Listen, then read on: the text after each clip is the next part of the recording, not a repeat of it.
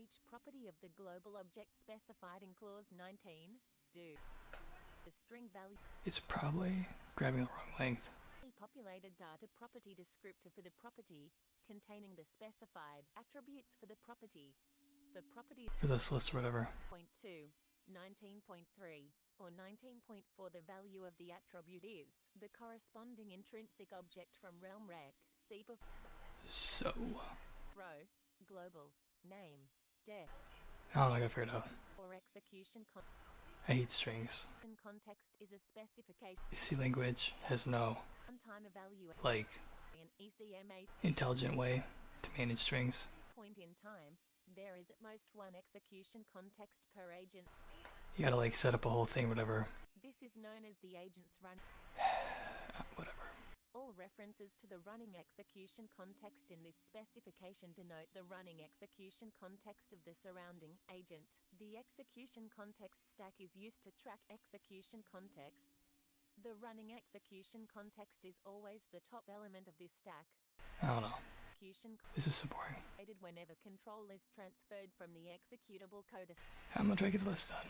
Execution context to executable code that is not associated with that. 54. Copyright sign, ECMA International 2024. Execution context. The newly created execution context is pushed onto the stack and becomes the running execution context. An execution context contains whatever implementation-specific state is necessary to track the execution progress of its associated code. Each execution context has at least the state components listed in Table 25. Table 25. State components for all execution contexts. Component, purpose, code evaluation state, any state needed to perform, suspend, and resume evaluation of the code associated with this execution context. Function, if this execution context is evaluating the code of a function object, then the value of this component is that function object. If the context is evaluating the code of a script or module, the value is null. Realm, the realm record from which associated code accesses ECMA script resources, script or module, the module record or script record from which associated code originates. If there is no originating script or module, as is the case for the original execution context created in initialize host-defined realm, the value is null. Evaluation of code by the running execution context may be suspended at It's the wrong length. verification. Once the running Like, completely wrong. suspended, a different So I don't know. context may become the running Nothing's really broken. evaluation. This is so boring. Time is I'm so fucking bored. context may again become the I just want to get on to this. continue evaluating its code at the point where it had previously been suspended.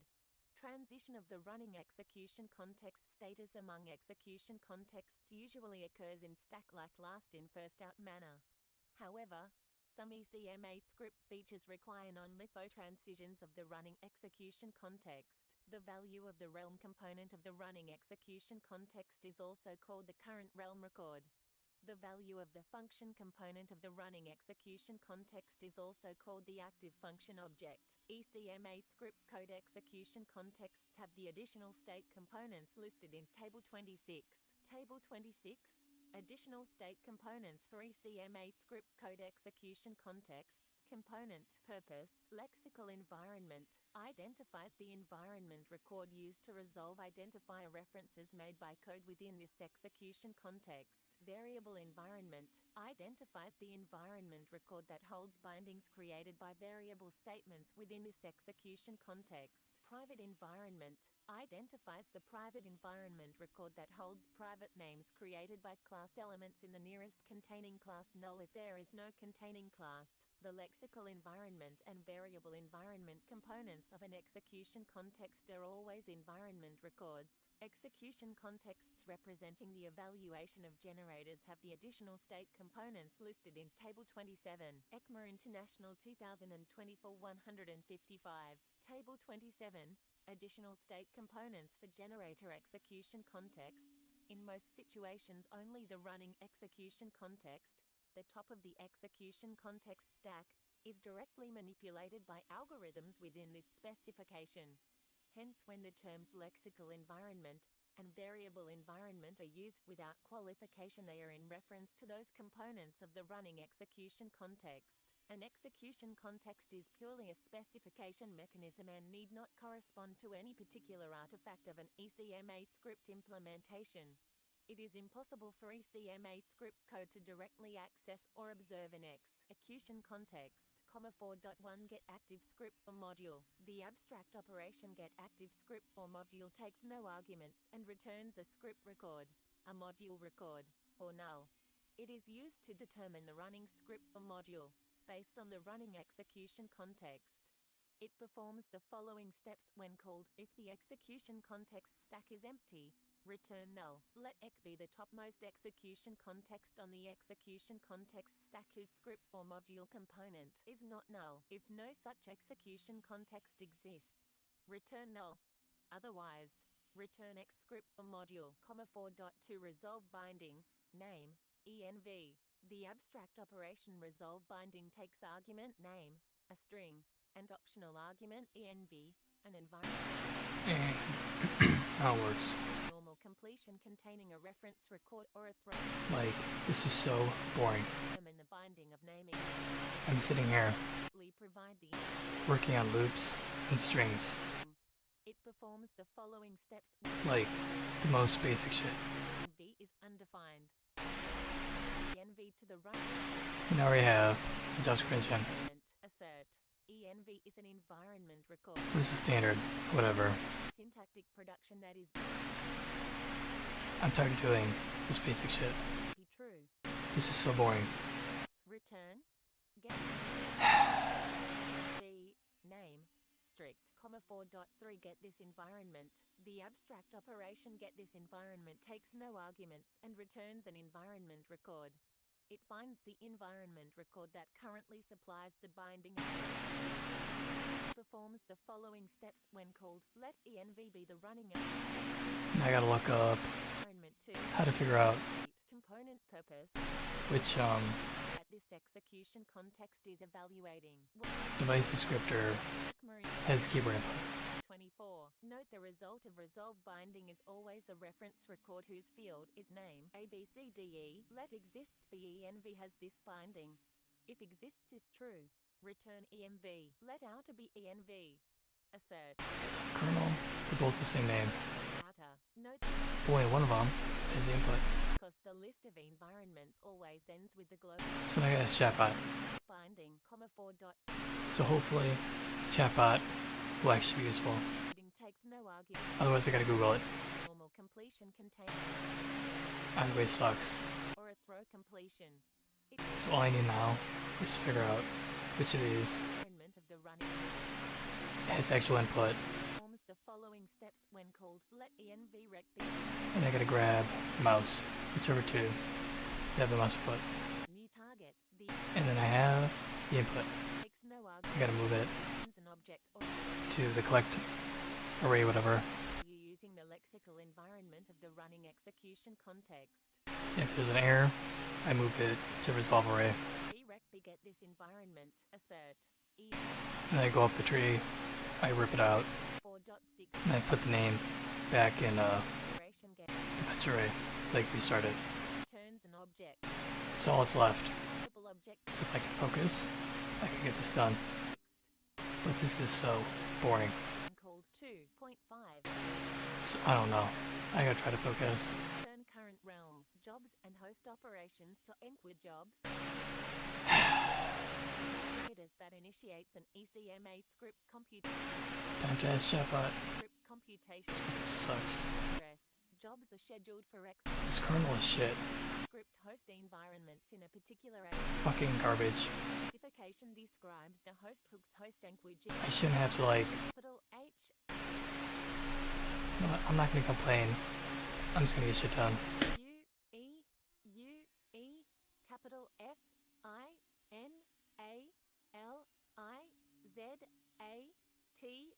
F-I-N-A-L-I-Z-A-T-I-O-N capital R-E-G-I-S-T-R host enquid promise job and host enquid timeout job to schedule jobs. The host hooks in this specification are organized by the additional constraints imposed on the scheduling of jobs. Hosts may define additional abstract operations which schedule jobs. Such operations accept a job abstract closure and a realm record or null, as parameters. If a realm record is provided, these operations schedule the job to be performed at some future time in the provided realm, in the agent that owns the realm. If null is provided instead for the realm, then the job does not evaluate ECMA script code. Their implementations must conform to the following requirements. At some future point in time, when there is no running context in the agent for which the job is scheduled and that agent's execution context stack is empty, the implementation must perform any host-defined preparation steps, invoke the job abstract closure, perform any host-defined cleanup steps, after which the execution context stack must be empty. Only one job may be actively undergoing evaluation at any point in time in an agent. Once evaluation of a job starts, it must run to completion before evaluation of any other job starts in an agent. The abstract closure must return a normal completion, implementing its own handling of errors. ECMA International 2024-157. Note 1: host environments are not required to treat jobs uniformly with respect to scheduling. For example, web browsers and Node.js treat promise handling jobs as a higher priority than other work. Future features may add jobs that are not treated at such a high priority at any particular time. Script or module. A script record, a module record, or null, is the active script or module if all of the following conditions are true. Get active script or module. Is script or module. If script or module is a script record or module record. Let EC be the topmost execution context on the execution context stack whose script or module component is script or module. The realm component of EC is script or module. At any particular time, an execution is prepared to evaluate ECMA script code if all of the following conditions are true. The execution context stack is not empty. The realm component of the topmost execution context on the execution context stack is a realm record. Particular kinds of jobs have additional conformance requirements. 5.1 Job callback records. A job callback record is a record value used to store a function object and a host-defined value. Function objects that are invoked via a job include by the host may have additional host-defined context. To propagate the state, job abstract closures should not capture and call function objects directly. Instead, use host make job callback and host call job callback. Job callback records have the fields listed in Table 28. Table 28. Job callback record fields, 5.2 host make job callback. Callback. The host-defined abstract operation host make job callback takes argument callback, a function object, and returns a job callback record. An implementation of host make job callback must conform to the following requirements. It must return a job callback record whose field is callback. Note 2: host environments may prepare an execution to evaluate code by pushing execution contexts onto the execution context stack. The specific steps are implementation defined. The specific choice of realm is up to the host environment. This initial execution context and realm is only in use before any callback function is invoked. When a callback function related to a job, like a promise handler, is invoked, the invocation pushes its own execution context and realm. Note the WHATWG-HTML specification, https://html.spec.whatwg.org, for example, uses the host-defined value to propagate the incumbent settings object for promise callbacks. Field name, value, meaning, callback, a function object, the function to invoke when the job is invoked. Host-defined, anything default value is empty. Field reserved for use by hosts. 158. ECMA International 2024. The default implementation of host make job callback performs the following steps when called. 1. Return the job callback record. Callback. Empty. ECMA script hosts that are not web browsers must use the default implementation of host make job callback, 5.3 host call job callback. Job callback. V. Arguments list. The host-defined abstract operation host call job callback takes arguments job callback, a job callback record, V, an ECMA script language value, and arguments list, a list of ECMA script language values. and returns either a normal completion containing an ECMA script language a value or a throw completion. An implementation of host call job callback must conform to the following requirements. It must perform and return the result of call job callback v arguments list. The default implementation of host call job callback performs the following steps when called: assert is callable, job callback is true, return call job callback v arguments list. ECMA script hosts that are not web browsers must use the default implementation of host call job callback, 5.4 host enqueue generic job realm. The host-defined abstract operation host enqueue generic job takes arguments job, a job abstract closure, and realm, a realm record, and returns unused. It schedules job in the realm in the agent signified by realm to be performed at some future time.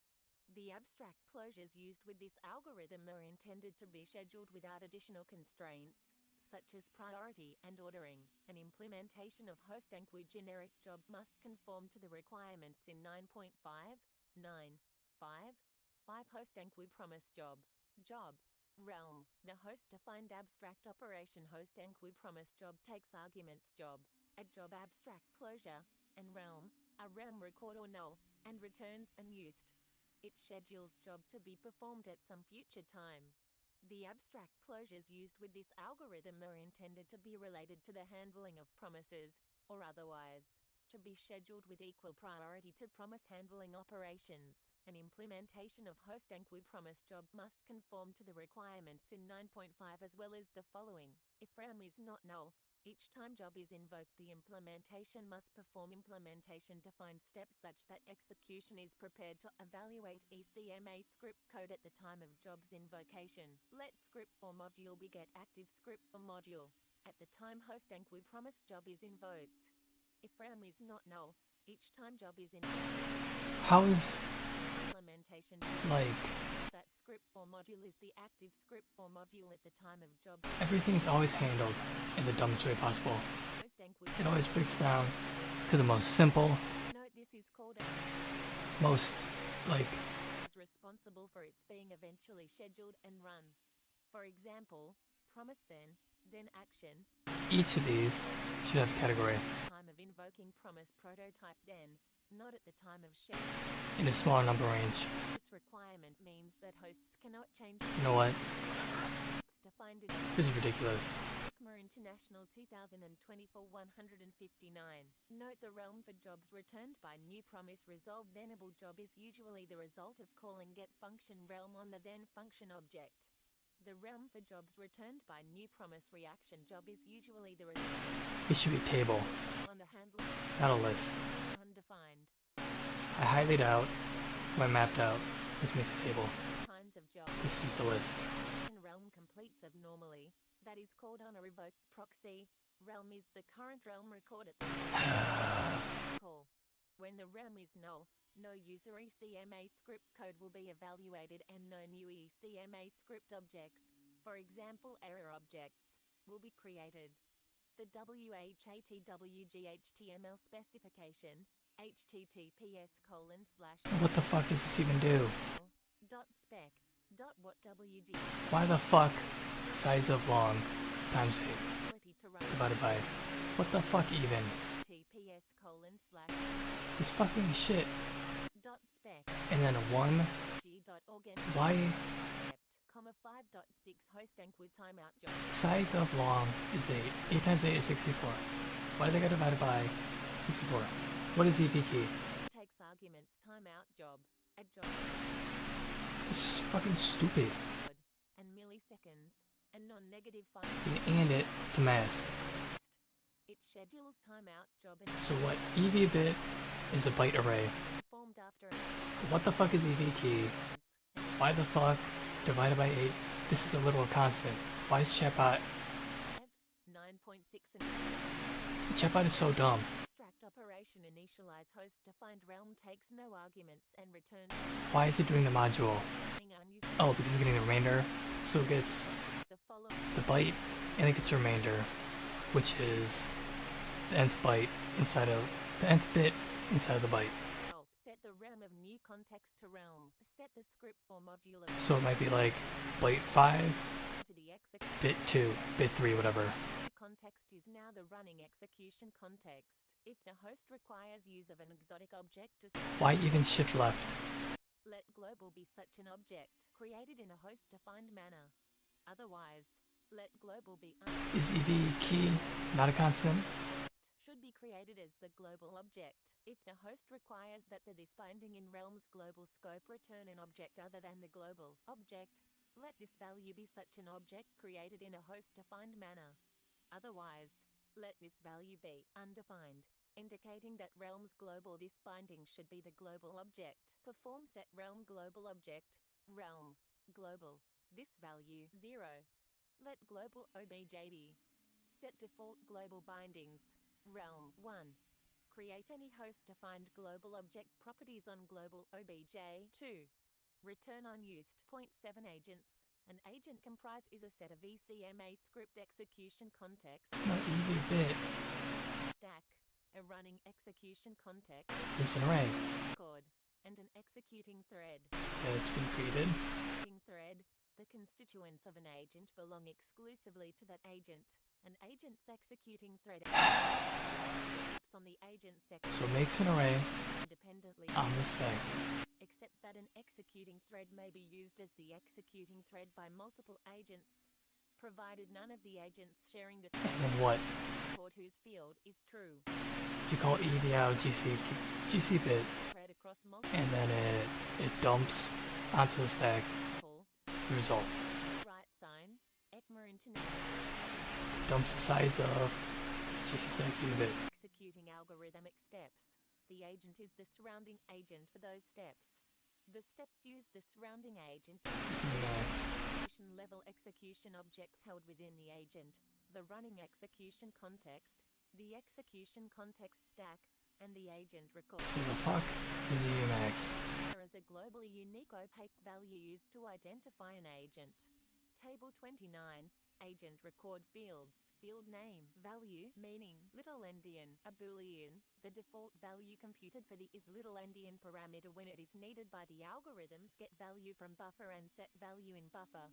The choice is implementation defined and should be the alternative that is most efficient for the implementation.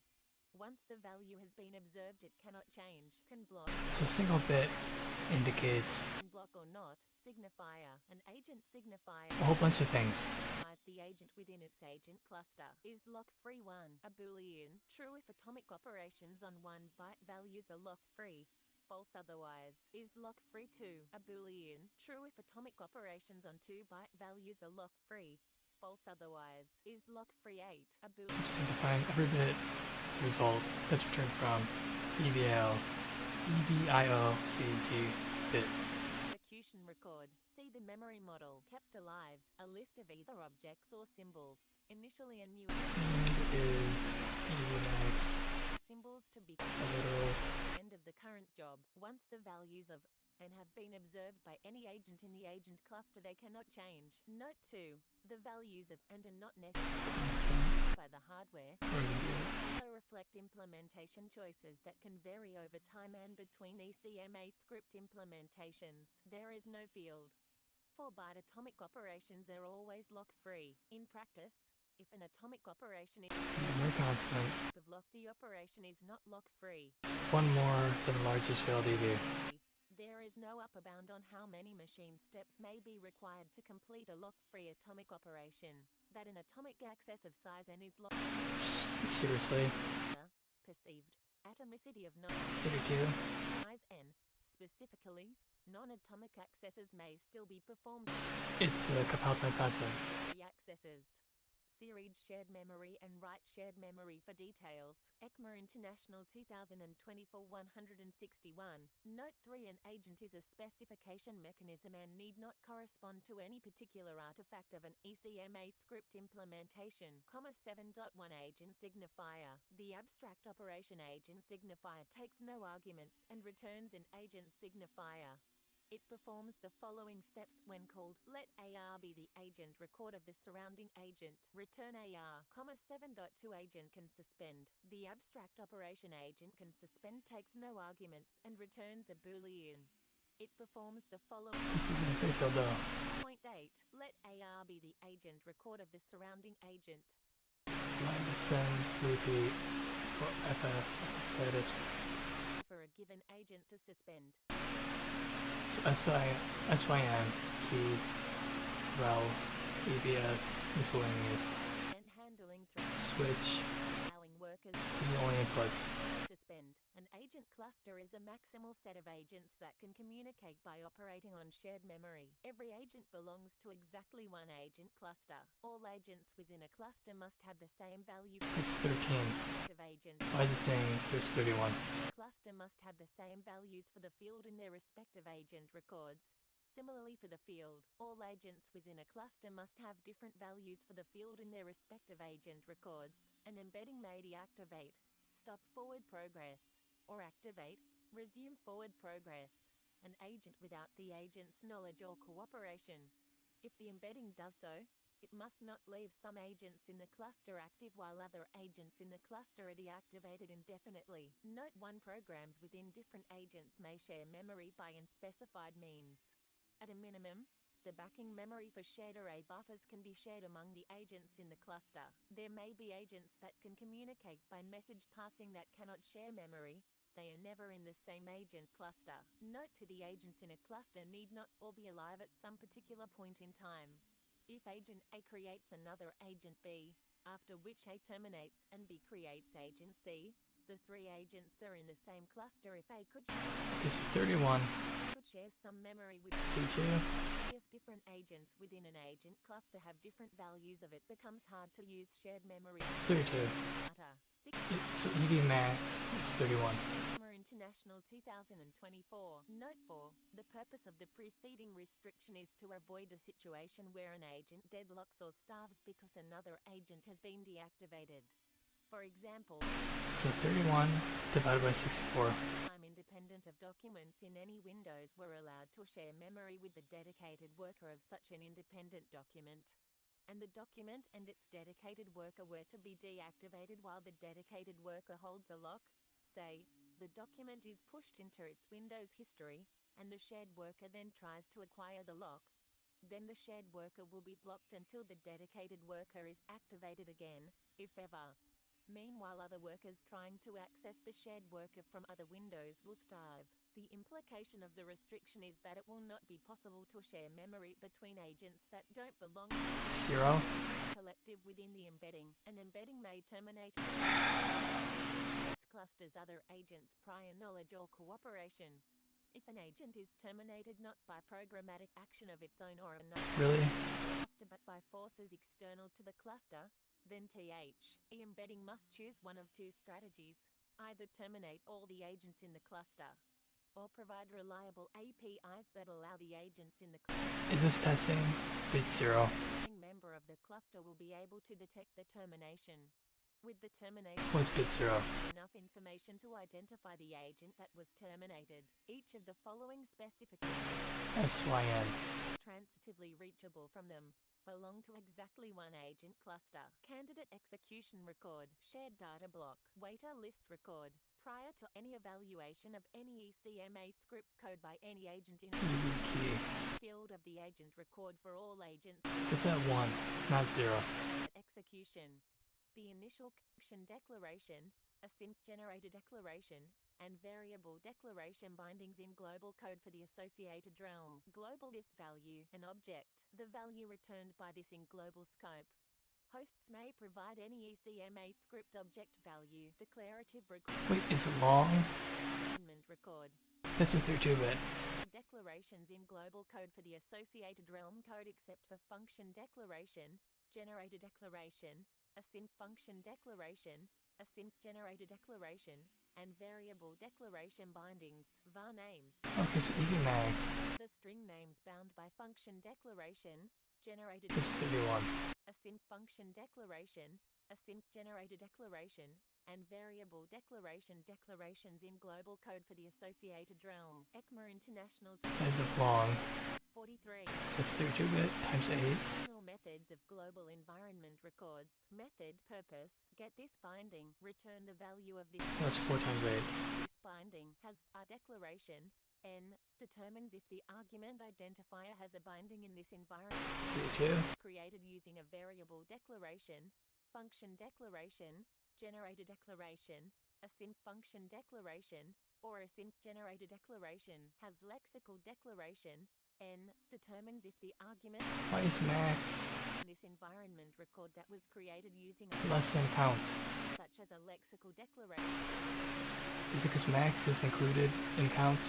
N determines if the argument is the Oh, that's so stupid. property that may not be shadowed by a global lexical binding can declare global var. N determines if a corresponding create global var binding call would succeed if called for the same argument. N can declare global function. N determines if a corresponding create global function binding call would succeed if called for the same argument. N create global var binding. N D used to create and initialize to undefined a global var binding in the component of a global environment record. The binding will be a mutable binding. The corresponding global object property will have attribute values appropriate for a var. The string value n is the bound name.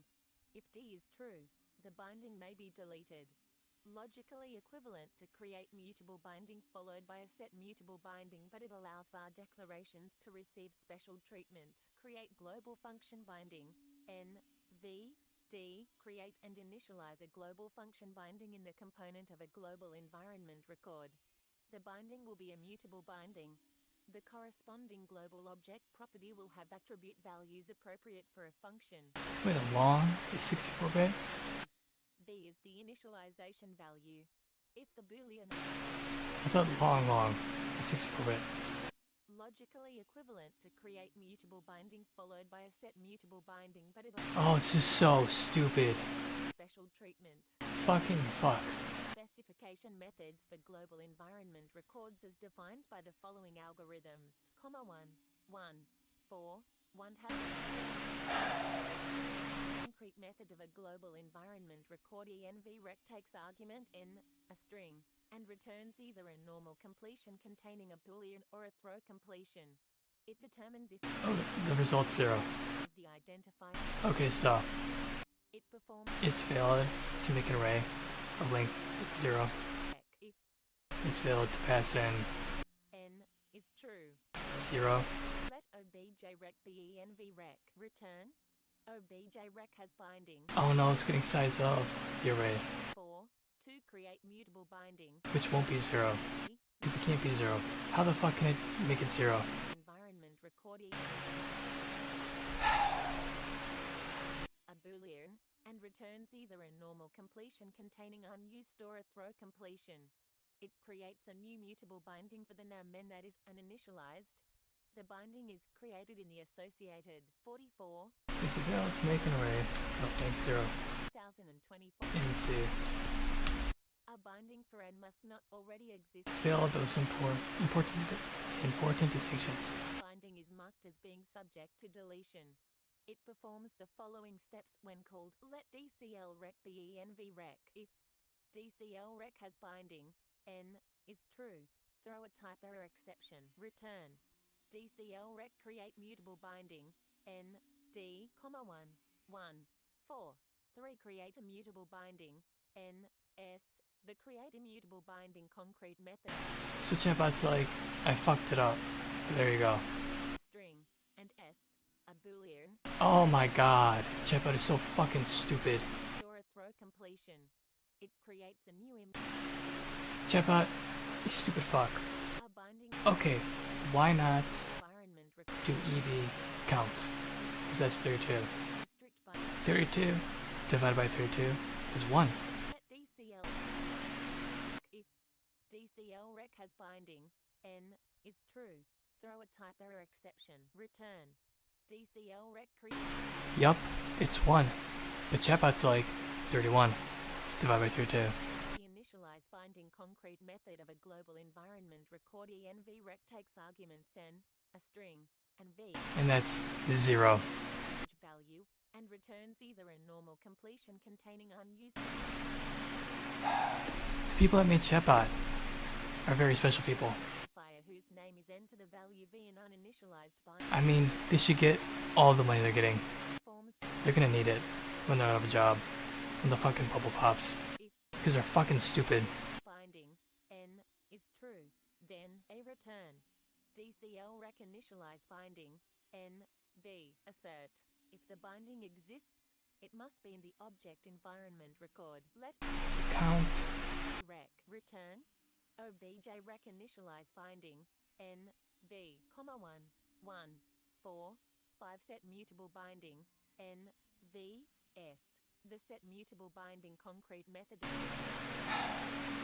v rec takes arguments n a string v Everything is so fucking dumb. and returns either a normal Like, literally. use store a throw completion. It attempts to change Like, at a fundamental level. identifier whose name is enter the value v if the binding is an immutable binding and s is error is It's gonna be so easy to compete. already This stuff is so incompetent. existable. Error handling is determined by s. It performs the following steps when called let DCL rec be env rec. If DCL rec has binding n is true, then a return DCL rec set mutable binding n v s. Let obj rec be env rec return obj rec set mutable binding n v s, comma 1 1 4 6 get binding value n s. The get binding value concrete method of a global environment record env rec takes arguments n a string and s a boolean and returns either a normal completion containing an ECMA script language a value or a throw completion. It returns the value of its bound identifier whose name is n if the binding is an uninitialized binding. Throw a reference error exception.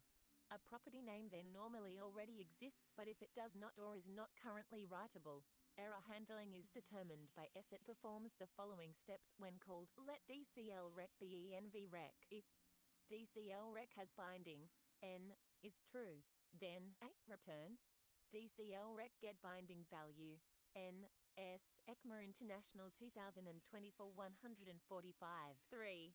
Let obj rec be env rec return obj rec get binding value n s, comma 1 1 4 7 delete binding n. The delete binding concrete method of a global environment record env rec takes argument n a string and returns either a normal completion containing a boolean or a throw completion. It can only delete bindings that have been explicitly designated as being subject to deletion. It performs the following steps when called let DCL rec be env rec. If DCL rec has binding n is true, then a return DCL rec delete binding n. Let obj rec be env rec. Let global object be obj rec. Let existing prop be has own property global object n. If existing prop is true, then a let status be obj rec delete binding n b. If status is true and env rec contains n, then I remove n from env rec. C return status return true, comma 1 1 4 8 has this binding. The has this binding concrete method of a global environment record env rec takes no arguments and returns true. It performs the following steps when called return true, comma 1 1 4 9 has super binding. The has super binding concrete method of a global environment record env rec takes no arguments and returns false. It performs the following steps when called return false, comma 1 1 4 1 0 with base object. The with base object concrete method of a global environment record env rec takes no arguments and returns undefined. It performs the following steps when called return undefined 9 1 1 4 1 1 get this binding. The get this binding concrete method of a global environment record env rec takes no arguments and returns a normal completion containing an object. It performs the following steps when called return env rec 146. ECMA International 2024. Note: global environment records always provide this binding. Note: global environment records do not provide a super binding. 9.1.1.4.1.2 Hasvar Declaration. N. The Hasvar Declaration concrete method of a global environment record envrec takes argument n, a string, and returns a boolean. It determines if the argument identifier has a binding in this record that was created using a variable statement or a function declaration. It performs the following steps when called. Let var declared names be envrec. If var declared names contains n, return true, return false, 1, 1, 4, 1, 3 has lexical declaration. N. The has lexical declaration concrete method of a global environment record envrec takes argument n, a string, and returns a boolean. It determines if the argument identifier has a binding in this record that was created using a lexical declaration such as a lexical declaration or a class declaration. It performs the following steps when called. Let dclrec be envrec. Return. dclrec has binding n, 1, 1, 4, 1, 4 has restricted global property. N. The has restricted global property concrete method of a global environment record envrec takes argument n, a string, and returns either a normal completion containing a boolean or a throw completion. It determines if the argument identifier is the name of a property of the global object that must not be shadowed by a global lexical binding. It performs the following steps when called. Let objrec be envrec. Let global object be objrec. Let existing prop be global object. N. If existing prop is undefined, return false. If existing prop is true, return false. Return true. The 1st of April 2015 can declare global var. N. The can declare global var concrete method of a global environment record envrec takes argument n, a string, and returns either a normal completion containing a boolean or a throw completion. It determines if a corresponding create global var binding call would succeed if called for the same argument and redundant var declarations and var declarations for pre-existing global object properties are allowed. It performs the following steps when called. Let objrec be envrec. Let global object be objrec. Let has property be. Has own property, global object. N. If has property is true, return true. Return is extensible, global object. Note: properties may exist upon a global object that were directly created rather than being declared using a var or function declaration. A global lexical binding may not be created that has the same name as a non-configurable property of the global object. The global property undefined is an example of such a property. ECMA International 2024 147, 9, 1, 1, 4, 1, 6 can declare global function. N. The can declare global function concrete method of a global environment record envrec takes argument n, a string, and returns either a normal completion containing a boolean or a throw completion. It determines if a corresponding create global function binding call would succeed if called for the same argument, and it performs the following steps when called. Let objrec be envrec. Let global object be objrec. Let existing prop be global object. N. If existing prop is undefined, return is extensible, global object. If existing prop is true, return true. If is data descriptor, existing prop is true and existing prop has attribute values, true, enumerable, true, return false, 1, 1, 4, 1, 7 create global var binding. N. D. The create global var binding concrete method of a global environment record envrec takes arguments n, a string, and e, a boolean, and returns either a normal completion containing unused or a throw completion. It creates and initializes a mutable binding in the associated object environment record and records the bound name in the associated list. If a binding already exists, it is reused and assumed to be initialized.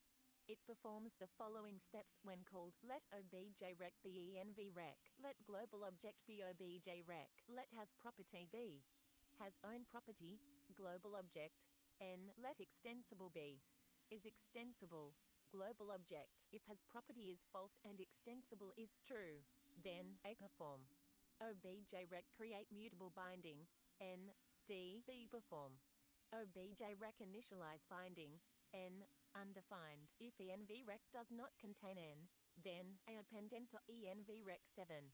Return unused, 1, 1, 4, 1, 8 create global function binding, N, V, D. The create global function binding can crep. E method of a global environment record envrec takes arguments N, a string, V, an ECMA script language value, and E, a boolean, and returns either a normal completion containing unused or a throw completion.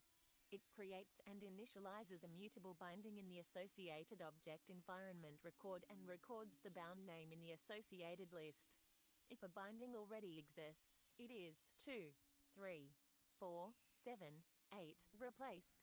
It performs the following steps when called: let obj-rec be envrec, let global object be obj-rec, let existing prop be global object, N. If existing prop is undefined or existing prop is true, then A. Let desc be the property descriptor, V. True, true. D. Else A. Let desc be the property descriptor, V. Perform. Define property or throw, global object, N. Desc. Perform. Set global object, N, V, false. If envrec does not contain N, then A append N to envrec. Return unused, 48. ECMA International 2024. Note global function declarations are always represented as own properties of the global object. If possible, an existing own property is reconfigured to have a standard set of attribute values. Step 7 is equivalent to what calling the initialize binding concrete method would do, and if global object is a proxy will produce the same sequence of proxy trap calls, 1, 1, 5 module environment records. A module environment record is a declarative environment record that is used to represent the outer scope of an ECMA script module. In addition to normal mutable and immutable bindings, module environment records also provide immutable import bindings, which are bindings that provide indirect access to a target binding that exists in another environment record. Module environment records support all of the declarative environment record methods listed in Table 16 and share the same specifications for all of those methods except for getBindingValue, deleteBinding, hasThisBinding and getThisBinding. In addition, module environment records support the methods listed in Table 22. Table 22, additional methods of module environment records. The behavior of the additional concrete specification methods for module environment records are defined by the following algorithms, 1, 1, 5, 1 getBindingValue, N, S. The getBindingValue concrete method of a module environment record envrec takes arguments N, a string, and S, a boolean, and returns either a normal completion containing an ECMA script language value or a throw completion. It returns the value of its bound identifier whose name is N. However, if the binding is an indirect binding, the value of the target binding is returned. If the binding exists but is uninitialized, a reference error is thrown. It performs the following steps when called: assert. S is true, assert. envrec has a binding for N. If the binding for N is an indirect binding, then A. Let M and N2 be the indirection values provided when this binding for N was created. B. Let target env be M. C. If target env is empty, throw a reference error exception. D. Return target env getBindingValue. N2, true. If the binding for N in envrec is an uninitialized binding, throw a reference error exception. Return the value currently bound to N in envrec. Note S will always be true because a module is always strict mode code 9, 1, 1, 5. To delete binding, N. The delete binding concrete method of a module environment record is never used within this specification. Method purpose: create import binding, N, M, N2. Create an immutable indirect binding in a module environment record. The string value N is the text of the bound name. M is a module record, and N2 is a binding that exists in M's module environment record. Get this binding, return the value of this environment records this binding. Copyright sign, ECMA International 2024 149. Note module environment records are only used within strict code, and an early error rule prevents the delete operator in strict code from being applied to a reference record that would resolve to a module environment record binding. C13 5 1 1, 1 1 5 3 has this binding. The has this binding concrete method of a module environment record env-rect takes no arguments and returns true.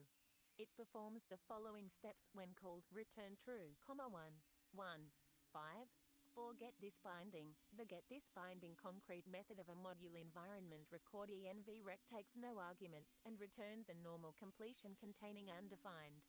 It performs the following steps when called return undefined, 1 1 5 5 create import binding n2. The create import binding concrete method of a module environment record env-rect takes arguments n, a string, m, a module record, and n2, a string, and returns unused. It creates a new initialized immutable indirect binding for the name n. A binding must not already exist in this environment record for n. N2 is the name of a binding that exists in m's module environment record. Accesses to the value of the new binding will indirectly access the bound value of the target binding. It performs the following steps when called assert. env-rect does not already have a binding for n. Assert. When m is instantiated, it will have a direct binding for n2. Create an immutable indirect binding in env-rect for n that references m and n2 as its target binding and record that the binding is initialized. Return unused, 1.2 environment record operations. The following abstract operations are used in this specification to operate upon environment records. 9 1 2 1 get identifier reference env name strict. The abstract operation get identifier reference takes arguments env, an environment record or null, name, a string, and strict, a boolean, and returns either a normal completion containing a reference record or a throw completion. It performs the following steps when called if env is null, then a return the reference record, unresolvable, name, strict. This value, empty. Let exists be env has binding, name. If exists is true, then a return the reference record, env, name, strict, empty. Else, 150, ECMA International 2024. Note, module environment records always provide this binding, AB, let outer be env, return, get identifier reference, outer, name, strict. 9 1 2 to new declarative environment, E. The abstract operation new declarative environment takes argument E, an environment record or null, and returns a declarative environment record. It performs the following steps when called let env be a new declarative environment record containing no bindings. Set env to E. Return env, 1 2 3 new object environment O W E. The abstract operation new object environment takes arguments O, an object, W, a boolean, and E, an environment record or null, and returns an object environment record. It performs the following steps when called let env be a new object environment record. Set env to O, set env to W, set env to E, return env. New target function environment takes arguments F.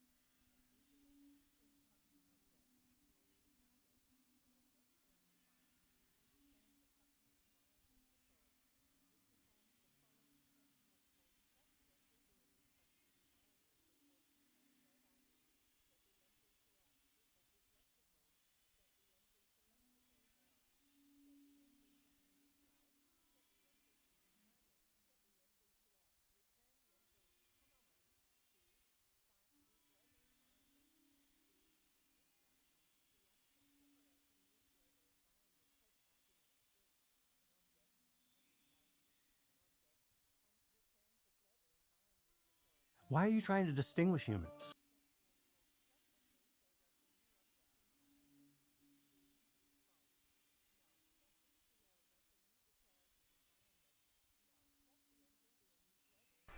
Chatbot is like the dumbest thing ever.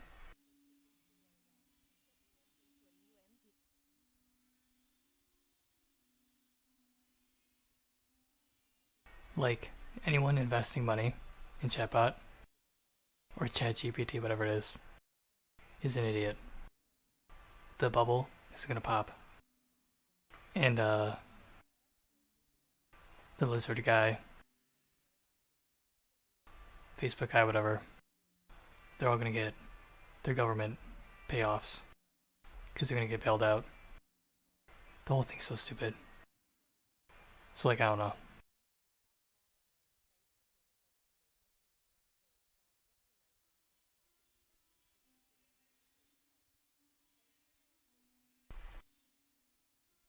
Humans are animals. What we have in common is more interesting. What distinguishes us, we should be paying less attention to. Thank you, Dwarkish. And thanks for coming on the podcast. So, I don't know. This looks boring. But I'm bored already. So, whatever. I'll just play this, whatever. Because it sounds like he actually knows what he's talking about.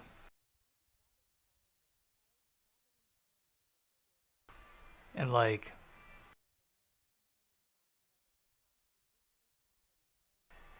whatever. Everybody thinks that this is AI.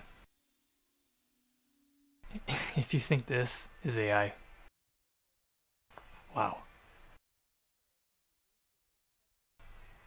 It's not AI. The podcast. It's my pleasure.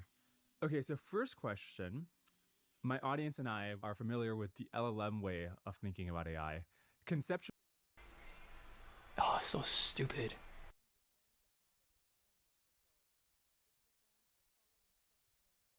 I'm gonna, like, just shut up.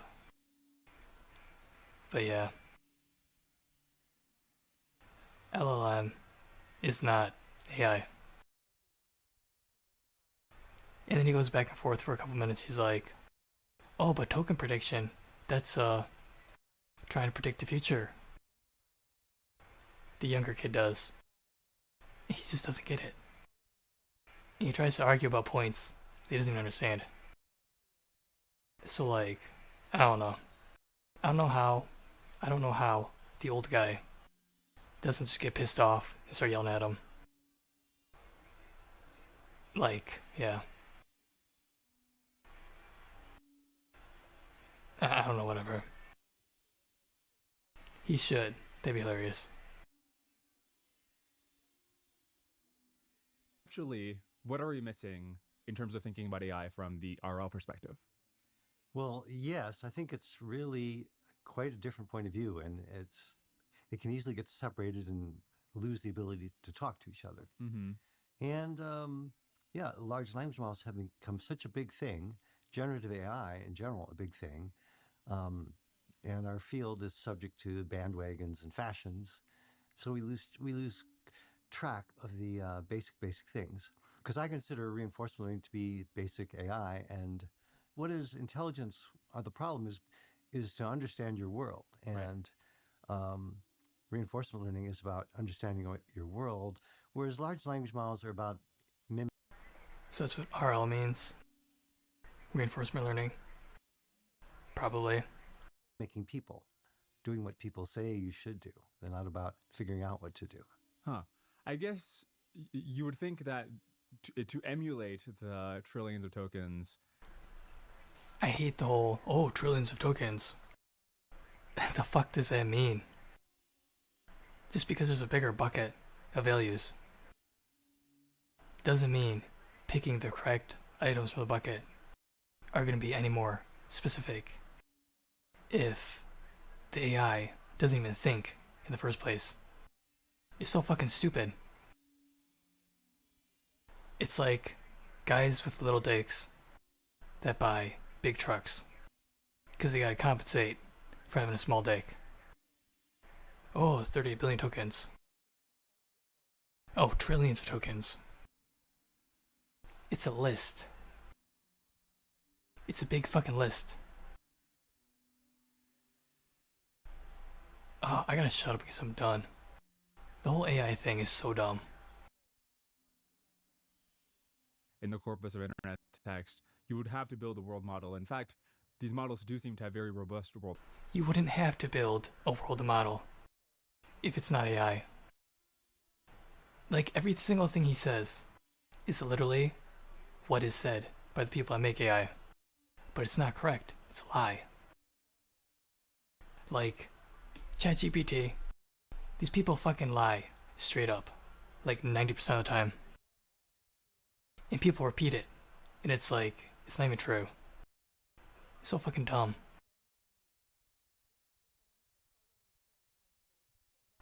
This bubble is gonna be really big. And it's gonna pop. I'm gonna laugh at anyone that invested in AI. Because it's just so stupid. Models, and they're the best world models we've made to date in AI. And he's like, they're the best made to date. Based off what? The last like 2 years? Oh, it's so stupid. Yeah, right. So what do you think that's missing?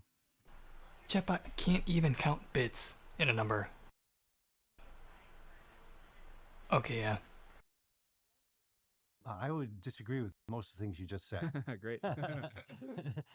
Just to mimic the what people say is not really to build a model of the world at all, I don't think.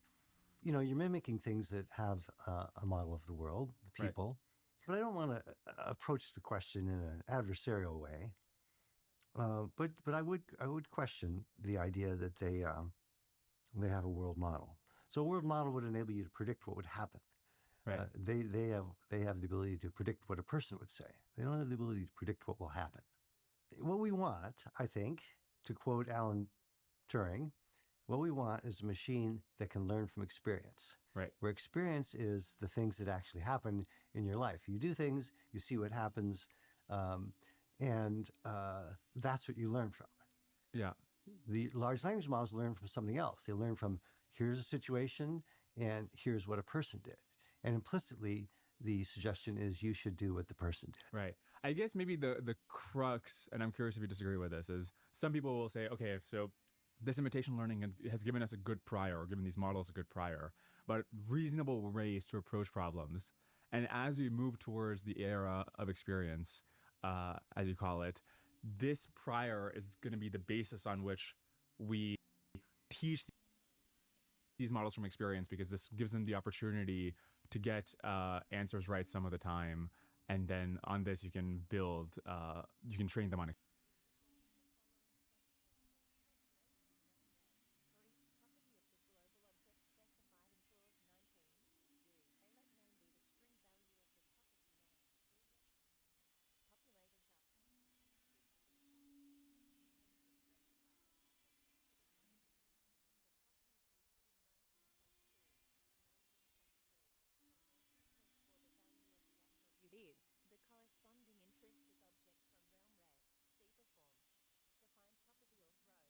On experience.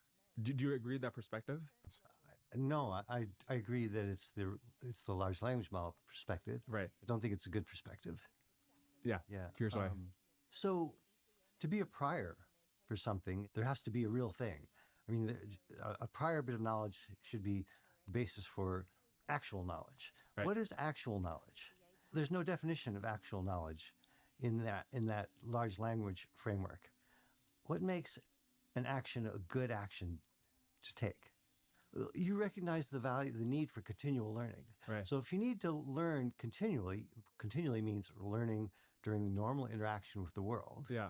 And so then there must be some way during the normal interaction to tell what's right. Yep.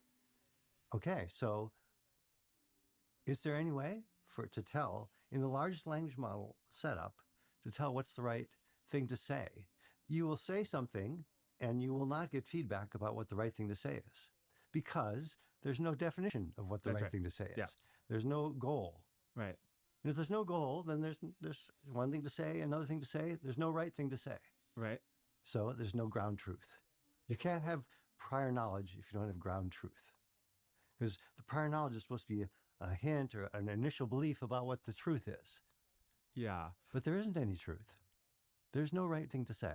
Right now, in reinforcement learning, there is a right thing to say, or right thing to do, Right. because the right thing to do is the thing that gets you reward. Right. So we have a definition of what the right thing to do is, and so we can have prior knowledge or knowledge provided by people about what the right thing to do is, and then we can check it to see, because we have a definition of what the actual right thing to do is. Yeah. Now, an even simpler case is when you're trying to make a model of the world. When you predict what will happen, you predict, and then you see what happens. Mm-hmm. Okay, so there's ground truth. There's no ground truth in large language models, because you don't have a prediction about what will happen next. If you say something in your conversation, the large language models have no prediction about what the person will say in response to that, or what the response will be. I mean, I think they do. Like, you can literally ask them what would you anticipate a user might say in response, and they have a prediction. Oh no, they will respond to that question, right? Yeah. But they have no prediction in the substantive sense that they won't be surprised by what happens, and if something happens that isn't what you might say they predicted, they will not change because an unexpected thing has happened, and to learn that they'd have to make an adjustment. So I think a capability like this does exist in context. So it's interesting to watch a model do chain of thought, and then suppose it's trying to solve a math problem. It'll say, okay, I'm going to approach this problem using this approach at first, and it'll write this out and be like, oh wait, I just realized this is the wrong conceptual way to approach the problem. I'm going to restart by this another approach. And that flexibility does exist in context, right? Do you have something else in mind, or do you just think that you need to extend this capability across longer horizons? I'm just saying,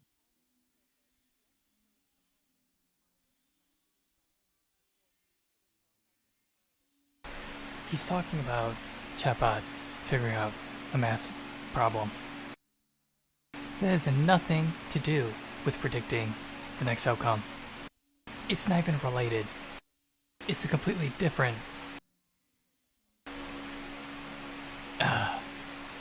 ChatGPT is so dumb. Everything's so stupid. I hate Linux. It's just as dumb as Windows. Think that you need to extend this capability across longer horizons. I'm just saying they don't have in any meaningful sense, they don't have a prediction of what will happen next. And they will not be surprised by what happens next. And they'll not make any changes if something happens. But isn't based on what happens? Isn't that literally what next token prediction is? Prediction about what's next and then updating on the surprise? Next token is what they should say, what the action should be. It's not what the world will give them in response to what they do. Let's go back to their lack of goal. Mm-hmm. For me, having a goal is the essence of intelligence. Right. Something is intelligent if it can achieve goals. I like John McCarthy's definition that intelligence is the computational part of the ability to achieve goals. Yeah. So you have to have goals. You're just a behaving system. You're not anything special. You're not intelligent. Right. And you agree that large language models don't have goals. I think they have a goal. What's the goal? Next token prediction. That's not a goal. It doesn't change the world. I think tokens come at you, and if you predict them, you don't influence them. Oh yeah, it's not a goal about the external world. Yeah, it's not a goal. It's not a substantive goal. It's not. You can't look at a system and say, "Oh, it has a goal." If it's just sitting there predicting and being happy with itself that it's predicting accurately. I guess maybe the bigger question I want to understand is why you don't think doing RL on top of LLMs is a productive direction. Because top of LLM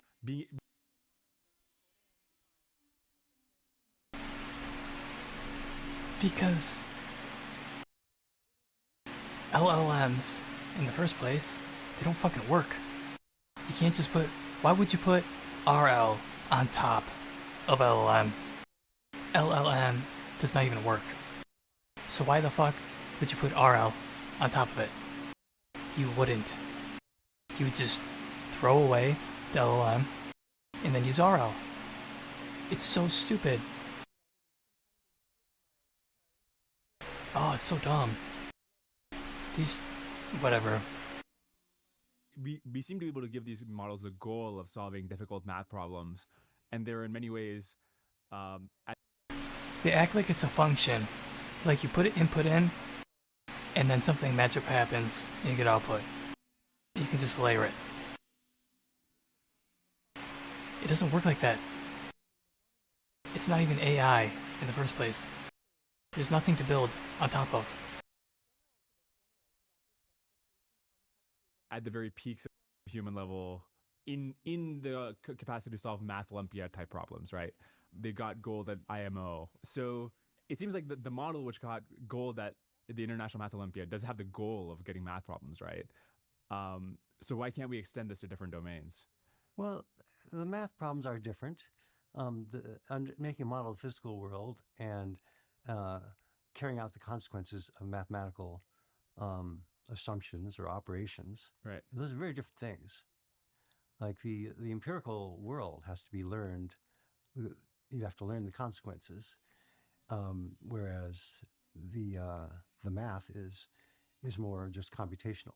It's more like standard planning. So there you can they can have a goal to find the proof, and they are in some way given that goal to find the proof. Right. So I mean, it's interesting because you wrote this essay in 2019 titled "The Bitter Lesson," and this is the most influential essay perhaps in the history of AI. But people have used that as a justification for scaling up LLMs because, in their view, this is the one scalable way we have found to pour ungodly amounts of compute into learning about the world. And so it's interesting that your perspective is that the LLMs are actually not bitter lesson pilled.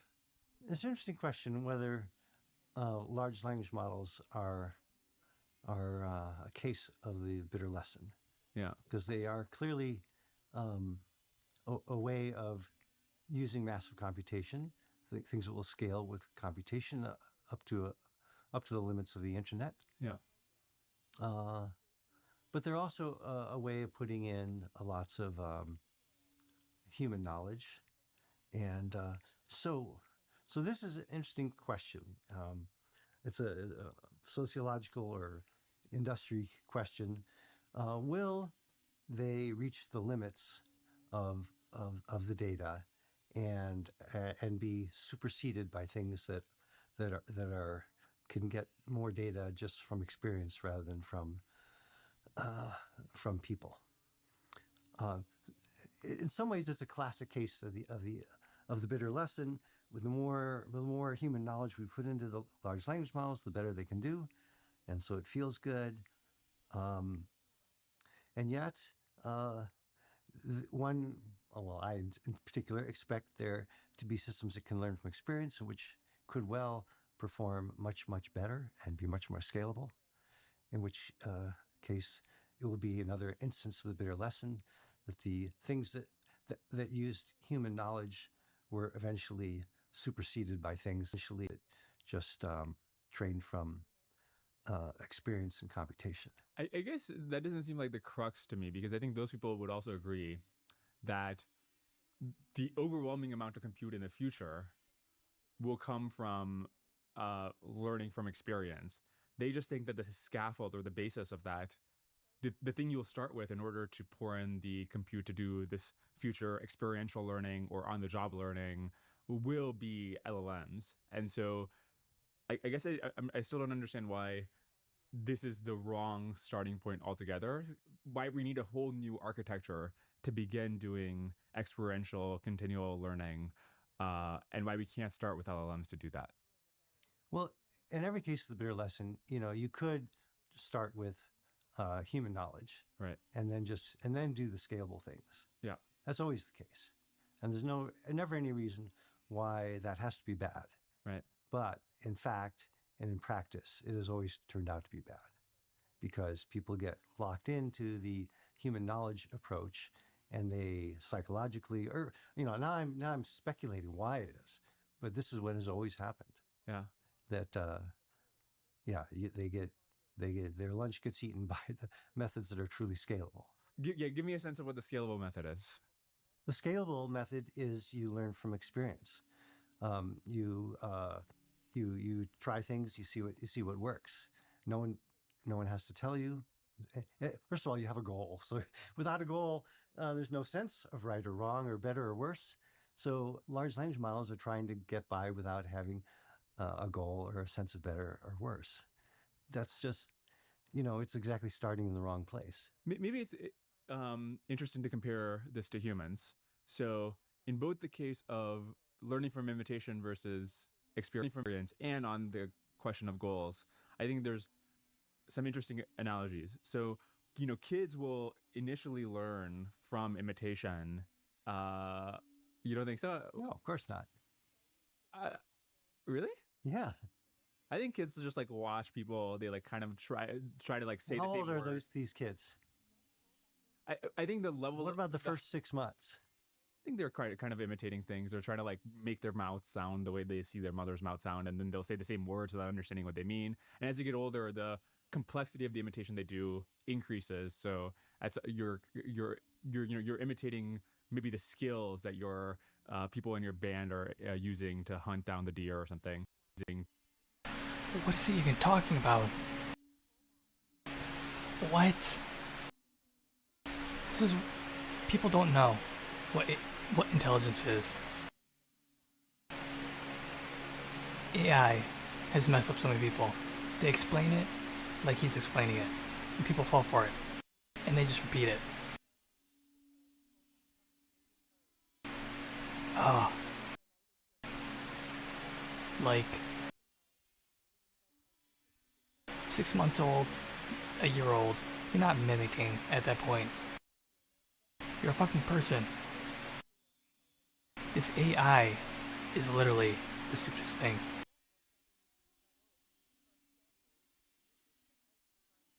And the people that made AI, they're even dumber. Because they like spread all this shit, get people to repeat it. It's just so stupid. And then you go into the learning from experience RL regime, but I think there's a lot of imitation learning happening with humans. It's surprising. Yeah, you can have such a different point of view. Yeah. When I see kids just trying things and like waving their hands around and moving their eyes around, and no one tells them there's no imitation for how they move their eyes around, or even the sounds they make. They may want to create the same sounds, but the actions, the thing that the infant actually does, there's no targets for that. There are no examples for that. I agree that it doesn't explain everything infants do, but I think it guides the learning process. I mean, even LLM, when it's trying to predict the next token, it guides the next process. It's not the whole process. The large language model, the whole process is mimic. There's no guiding with LLM. At no point is there guiding. You can't just throw RL on top of LLM and go like, oh, now it's AI. Yeah, okay.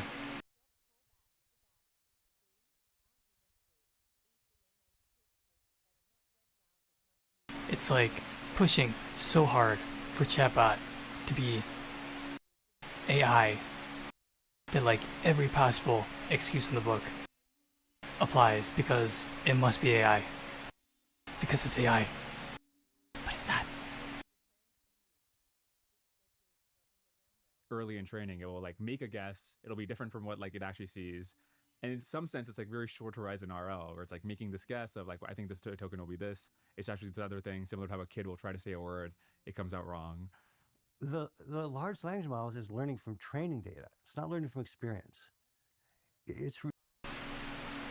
don't understand what this little guy doesn't get. Like, it's just training data everywhere with AI. There's no learning. Like the old guy says. I know. I don't even know who the old guy is. I should probably look it up later.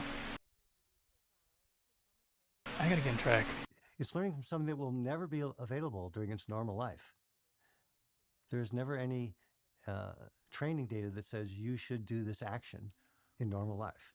I think this is maybe more of a semantic distinction. Like, what do you call school? Is that not training data? You're not like going to school because... What? Training data. Oh, it's so misleading. It's not even the same thing. These AI people that made AI, it's a bubble. It's gonna pop.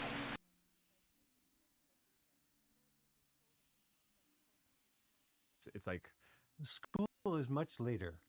Okay, I shouldn't have said never, but I don't know. I think I would even say it about school. But formal schooling is the exception. You but the shouldn't idea of base your having theories on phases that. of learning where I think you're just sort of programming into your biology that like early on you're not that useful, and then like kind of why you exist is to understand the world and like learn how to interact with it. Um, and it seems kind of like a training phase. I agree that then there's like a sort of more gradual. There's not a sharp cutoff to like training to deployment, but there seems to be this like initial training phase, right? There's nothing where you have training of what you should do. There's nothing. You see things that happen. You're not told what to do. Don't be difficult. I mean, this is obvious. I mean, you're like literally taught what to do. This is like where the word training comes from, is from humans, right? So I don't think learning is really about training. I think learning is about learning. It's about an active process. The child tries things and sees what happens. Right. Yeah, it does not. We don't think about training when we think of an infant growing up. These things are actually rather well understood. If you go to look about how psychologists think about learning, there's nothing like imitation. Maybe there are some extreme cases where humans might do that or appear to do that, but there's no basic animal learning process called imitation. The basic animal learning processes for prediction and for trial and error control. I mean, it's really interesting how sometimes the most hardest things to see are the obvious ones. It's obvious if you just look at animals and how they learn, and you look at psychology and how our theories of them. It's obvious that supervised learning is not part of the way animals learn. We don't have examples of desired behavior. What we have is examples of things that happen, one thing that followed another, and we have examples of we did something and there were consequences. But there are no examples of supervised learning. I mean, supervised learning is not something that happens in nature. And, school, even if that was the case, we should forget about it because it's just that's some special thing that happens in people. It doesn't happen broadly in nature. And, squirrels don't go to school. Squirrels can learn all about the world. It's absolutely obvious, I would say, that supervised learning doesn't happen in animals. So I interviewed this psychologist and anthropologist, Joseph Henrich, who has done work about cultural evolution and basically what distinguishes humans and how do humans pick up knowledge. Why are you trying to distinguish humans? Humans are animals. What we have in common is more interesting. What distinguishes us, we should be paying less attention to. I mean, we're trying to replicate intelligence, right? So Yes. if you want to understand what is it that enables humans to go to the moon or to build semiconductors, I think the thing we want to understand is the thing that makes it, no animal can go to the moon or make semiconductors. So we want to understand what makes humans special. So I like the way you consider that obvious, because I consider the opposite obvious. Yeah, I think we have to understand how we are animals, and if we understood a squirrel, I think we'd be almost all the way there. It's understanding human intelligence. The language part is just a small veneer on the surface. Okay, so this is great. We're finding out the very different ways that we're thinking. Maybe We're not arguing. We're trying to share our different ways of thinking with each other. Yeah, and I think argument is useful. So Yeah. But I do want to complete this thought. So Joseph Henrich has this interesting theory that if you look, a lot of the skills that humans have had to master in order to be successful, and we're not talking about last 1,000 years or last 10,000 years, but hundreds of thousands of years. The world is really complicated, and it's not possible to reason through how to, let's say, hunt a seal if you're living in the Arctic. And so there's this many step long process of how to make the bait and how to find the seal and then how to process the food in a way that makes sure you won't get poisoned. And it's not possible to reason through all of that. And so over time, yes, there's this like larger process of whatever analogy you want to use, maybe RL something else, where culture as a whole has figured out how to uh, find and kill and eat seals. But then what is happening when through generations this knowledge is transmitted is, in his view, that like you just have to imitate your elders in order to learn that skill, because you can't think your way through how to hunt and kill. And What is this guy talking about? Oh, it's just, oh my god. Will people lose the ability to think?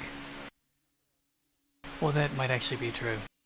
Looking at the Linux kernel, how this stuff is designed, that might actually be true. People like forget how to fucking think. and process a seal, you have to just watch other people, maybe make tweaks and adjustments, and that's how knowledge accumulates. But the initial step of the cultural gain has to be imitation. But maybe you think about it a different way. No, I think about it the same way. Okay. But still, it's a small thing on top of basic trial and error learning, prediction learning. And it's what distinguishes us, perhaps, from many animals. But we're an animal first. Yeah. And we were an animal before we had language and all those other things. Except we're not an animal. I don't know. That I disagree with. I do think you make a very interesting point that continual learning is a capability that most mammals have. I guess all mammals have. So it's quite interesting that we have something that all mammals have, but our AI systems don't have, right? It's not that interesting. They don't know how to make AI. Therefore, it doesn't do that because they don't know what the fuck they're doing. It's not that interesting. AI is a fucking scam. At least LLM is a scam. Whereas maybe like the ability to understand math and solve difficult math problems depends on how you define math, but like this is a capability our AIs have, but that almost no animal has. And so it's quite interesting what ends up being difficult and what ends up being easy. A math formula has a predefined outcome based on the fucking inputs. That's completely different than thinking. It literally, chatbot will run through a formula, check with an if-else, try it again, because, you know what, whatever.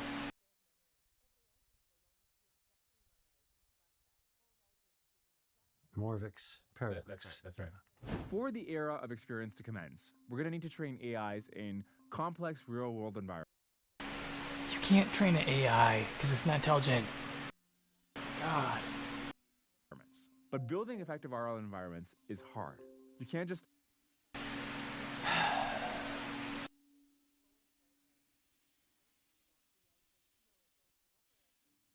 People don't even know how AI works. hire a software engineer and have them write a bunch of cookie-cutter validation tests. Real-world domains are messy. You need deep subject matter experts to get the data, the workflows, and all the subtle rules right. No, you need an AI that actually thinks, and you don't need any of that. When one of Labelbox's customers wanted to train an agent to shop online, Labelbox assembled a team with a ton of Oh my god, he's tying it into an ad. Oh, that's hilarious. experience engineering internet storefronts. For example, the team built a product catalog that could be updated during the... This AI thing's such a bubble. Everyone's just like grabbing on just to get clout and make money. It's so fucking stupid. episode because most shopping sites have constantly changing state. The sites also added a Redis cache to simulate stale data, since that's how real e-commerce sites actually work. These are the kinds of things that you might not have naively thought to do, but that Labelbox can anticipate. These details really matter. Oh my god, this is not artificial intelligence. Small tweaks are often the difference between cool demos and agents that can actually operate in the real world. So, whether it's correcting traces that you already produced or building an This AI thing is so stupid. new suite of environments, Labelbox can help you turn your RL projects into working systems. Reach out at labelbox.com/Dwarkesh. All right, back to Richard. This alternative paradigm that you're imagining. The experiential paradigm. Yes. Let's lay out a little bit Yep, so about tell me what more it about it. is. It says that experience, action, sensation, action, reward, and then this happens on and on and on, makes for life. It says that this is the foundation and the focus of intelligence. Intelligence is about taking that stream and altering the actions to increase the rewards in the stream. Right. So learning then is from the stream, and learning is about the stream. So it's that second part is particularly telling. You know, that what you learn, your knowledge is about the stream. Your knowledge is about if you do some action, what will happen, or it's about which events will follow other events. It's about the stream. It's the content of the knowledge is statements about the stream. And so because it's a statement about the stream, you can test it by comparing it to the stream, and you can learn it continually. So when you're imagining this future continual learning agent, They're not future, of course. They exist all the time. This is what reinforcement learning paradigm is: learning from experience. yeah, I guess maybe I what I meant to say is human level general continual learning agent. Uh-huh. What is the reward function? Is it just predicting the world? Is it then having a specific effect on it? What would the general reward function be? The reward function is arbitrary, and so if you're playing chess, it's to win the game of chess. If you were to,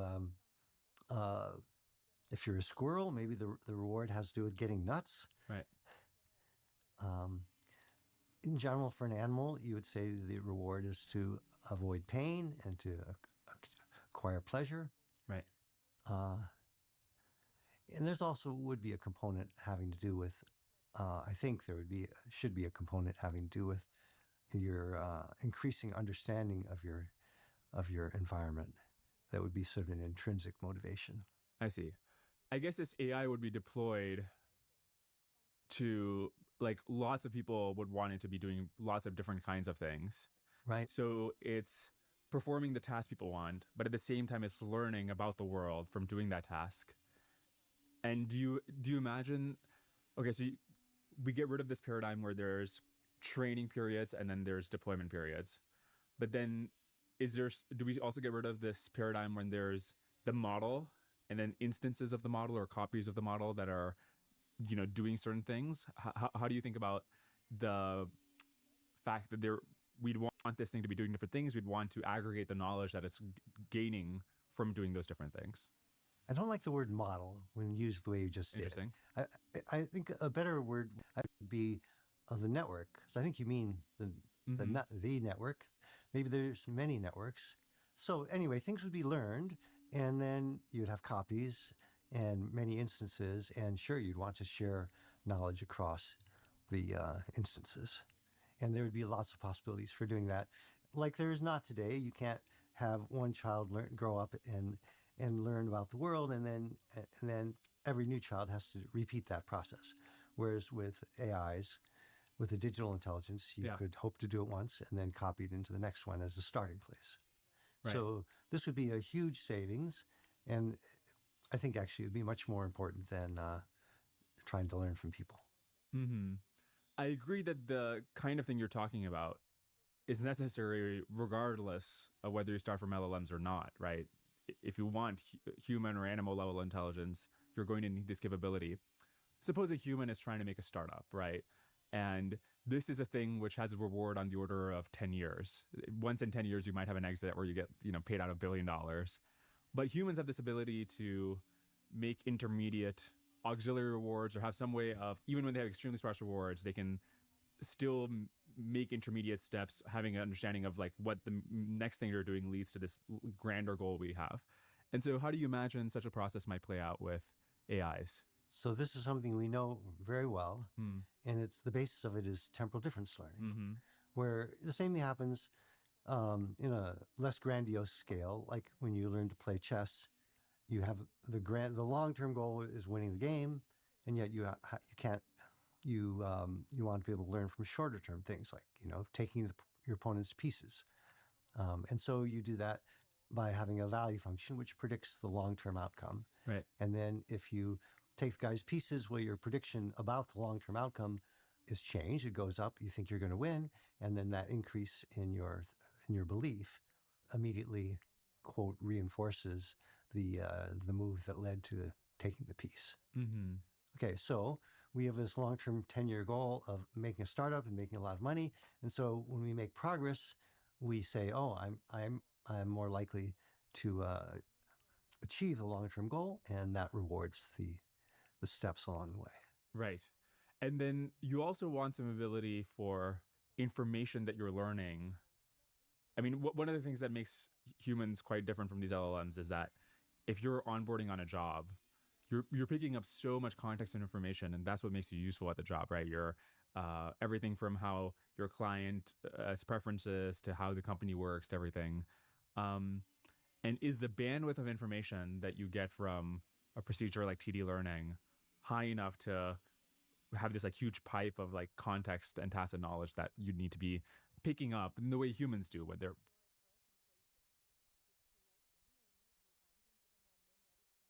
I don't get chatbot. This is so frustrating. So it says 1 left shift 1 is 2. It's correct.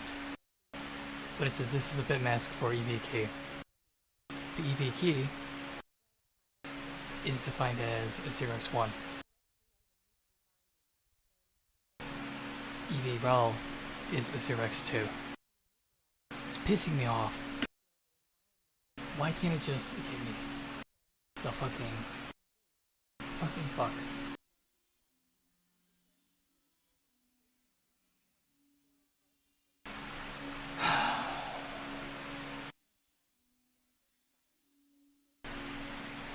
I'm listening to music.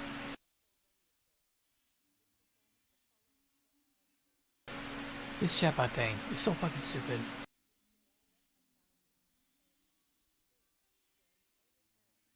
DC initialize binding NV assert.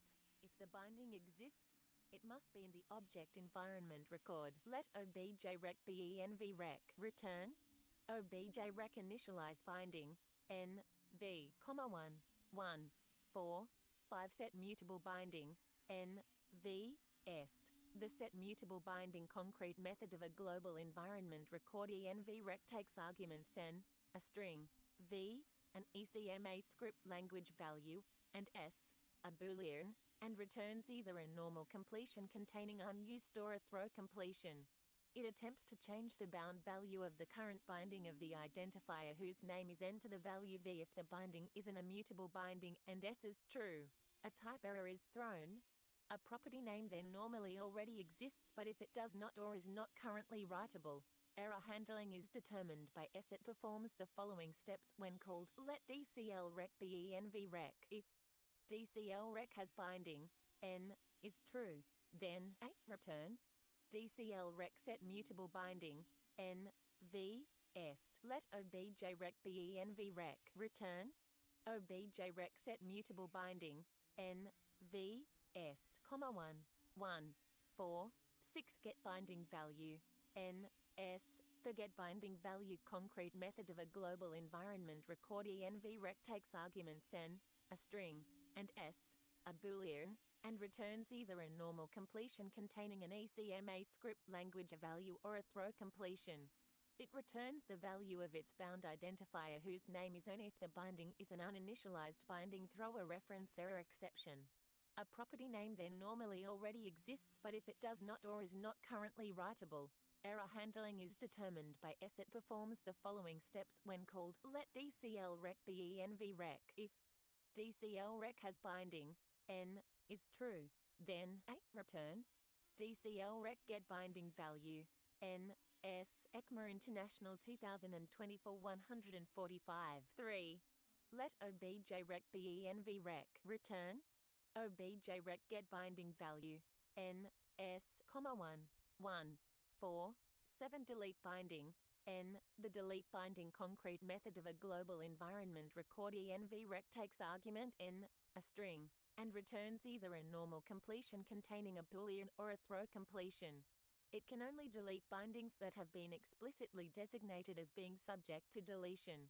It performs the following steps when called let DCL rec benv rec. If DCL rec has binding n is true, then a return DCL rec delete binding n. Let obj rec benv rec. Let global object be obj rec. Let existing prop be has own property global object n. If existing prop is true, then a let status be obj rec delete binding n. B. If status is true and env rec contains n, then I remove n from env rec. C return status return true, 1 1 4. 8 has this binding. The has this binding concrete method of a global environment record env rec takes no arguments and returns true. It performs the following steps when called return true, 1 1 4.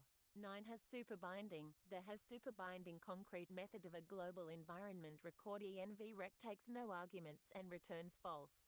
It performs the following steps when called return false, 1 1 4 1 0 with base object. The with base object concrete method of a global environment record env rec takes no arguments and returns undefined.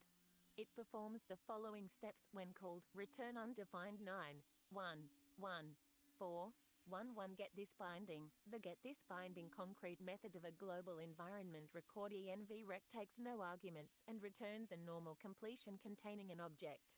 It performs the following steps when called return env rec. 146 ECMA International 2024. Note: global environment records always provide this binding. Note: global environment records do not provide a super binding. 9 1 1 4 1 2 has var declaration n. The has var declaration concrete method of a global environment record env rec takes argument n, a string, and returns a boolean.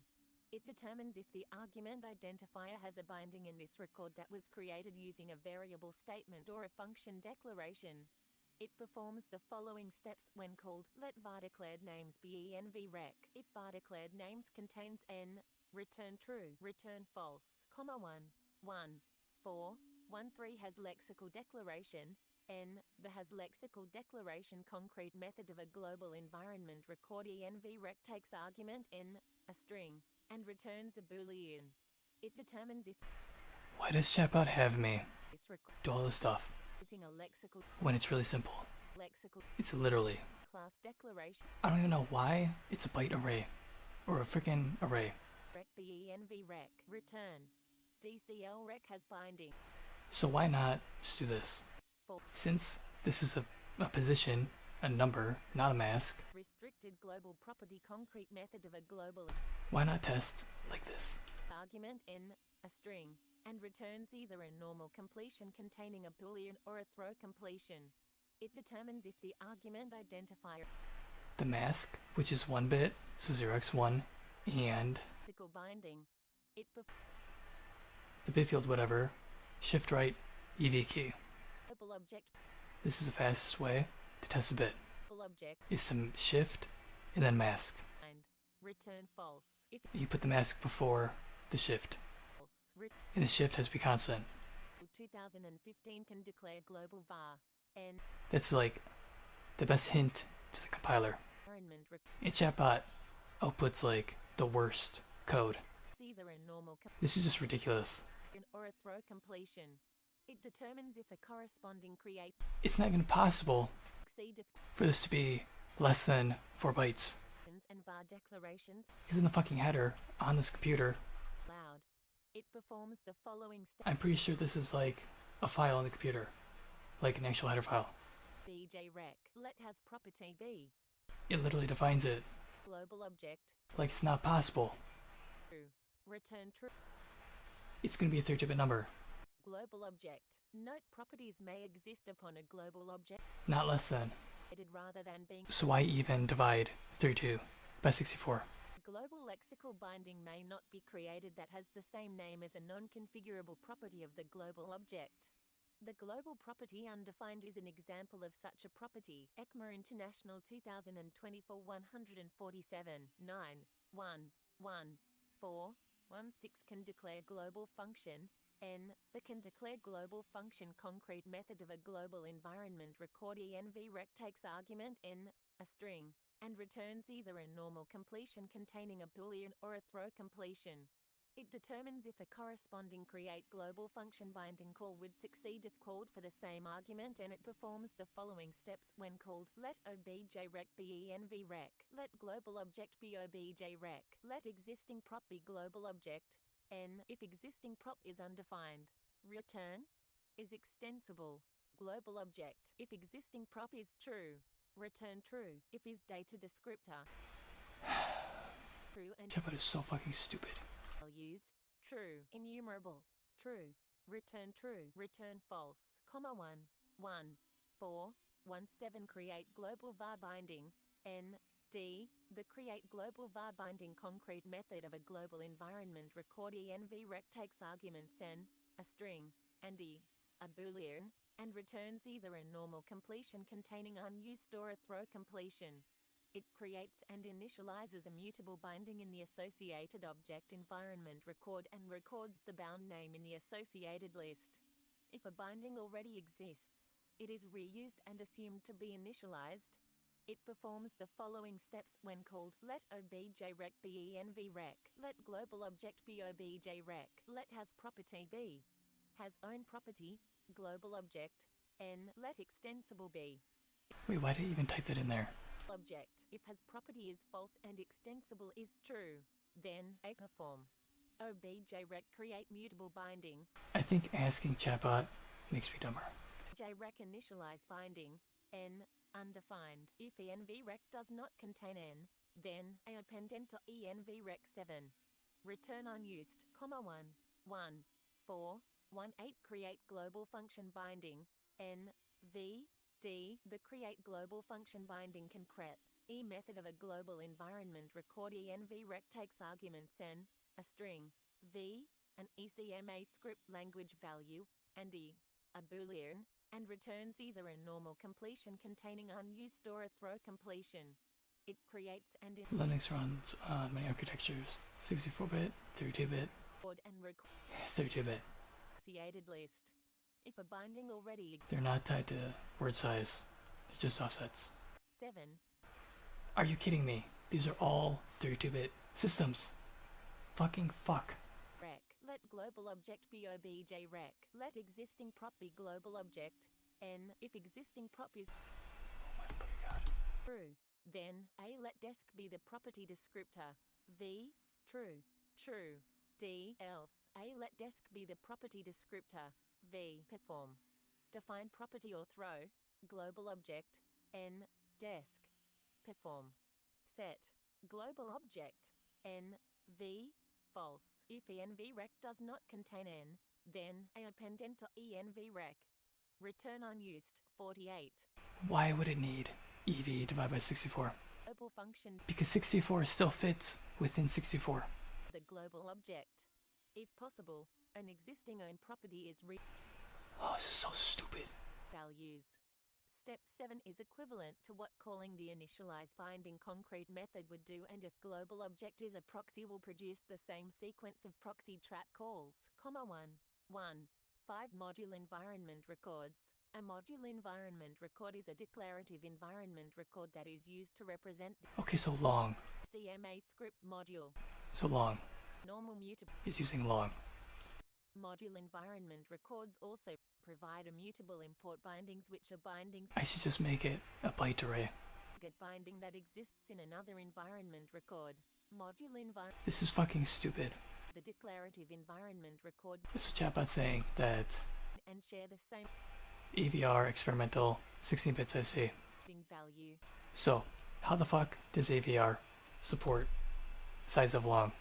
Module environment This isn't compatible. 22. Why is Chatbot giving me code that's not compatible, telling me this is how to do it, The behavior when this won't even work? If it is a 16-bit size T, defined by the that makes no fucking sense. 1 1 5 1 get binding value n s. The get binding value concrete method of a module environment record env I'm gonna ask it, what is the size T a boolean and of, ECMA script language a value or or what is the result value? returns the value of its bound identifier whose name is n. However, if the binding is an indirect What is this value? target binding is returned. Size of long Initialized a reference error. on a The following step AVR Linux experimental hobby 16 bits env CPU. for n. If the binding for n is an indirect binding, then a let m and n2 be the indirection values provided when this binding for n was created. B let target env be m. C if target env is empty, throw a reference error exception. D return target Now we're talking about 10-bit system. n2.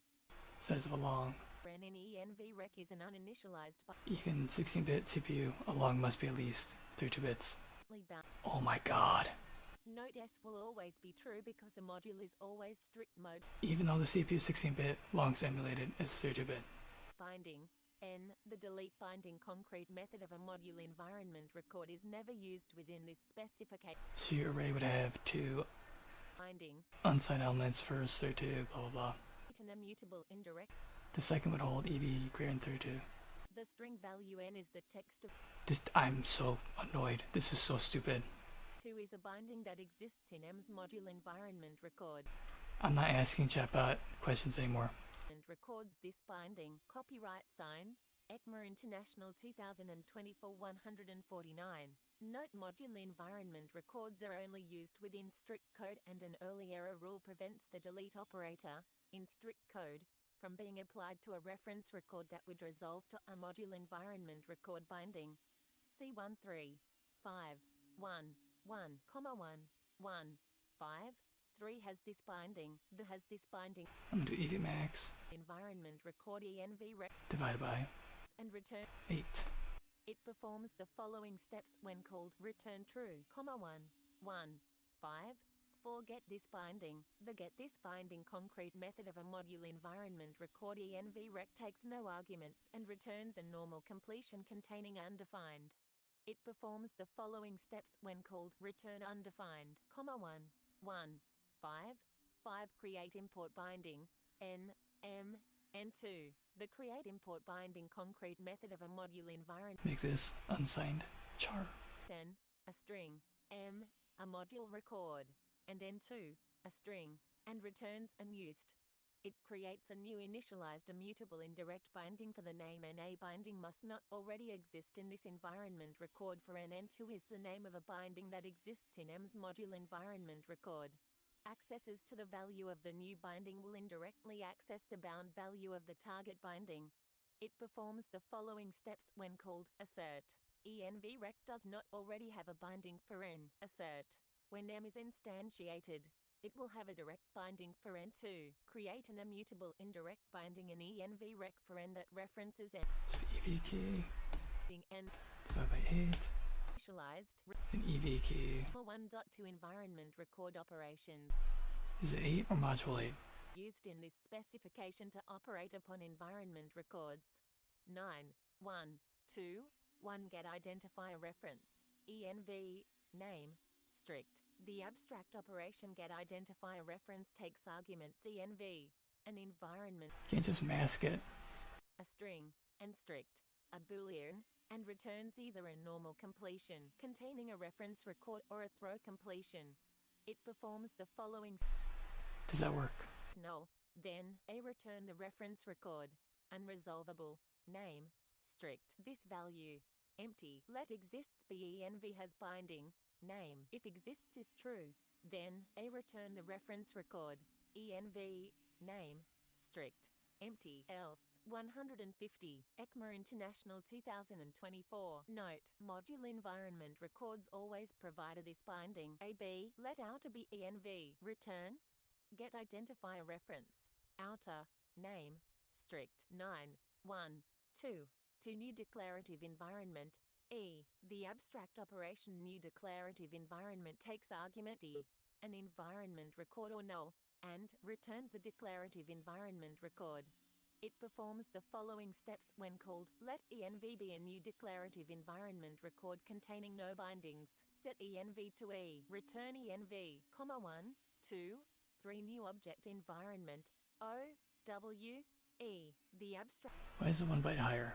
environment takes arguments O, an object, W, a boolean, and E, an environment record or null, and returns an object environment record. It performs the following steps when called. Let env be a new object environment record. Set env to O. Set env to W. Set env to E. Return env, 1, 2, 4 new function environment F. New target.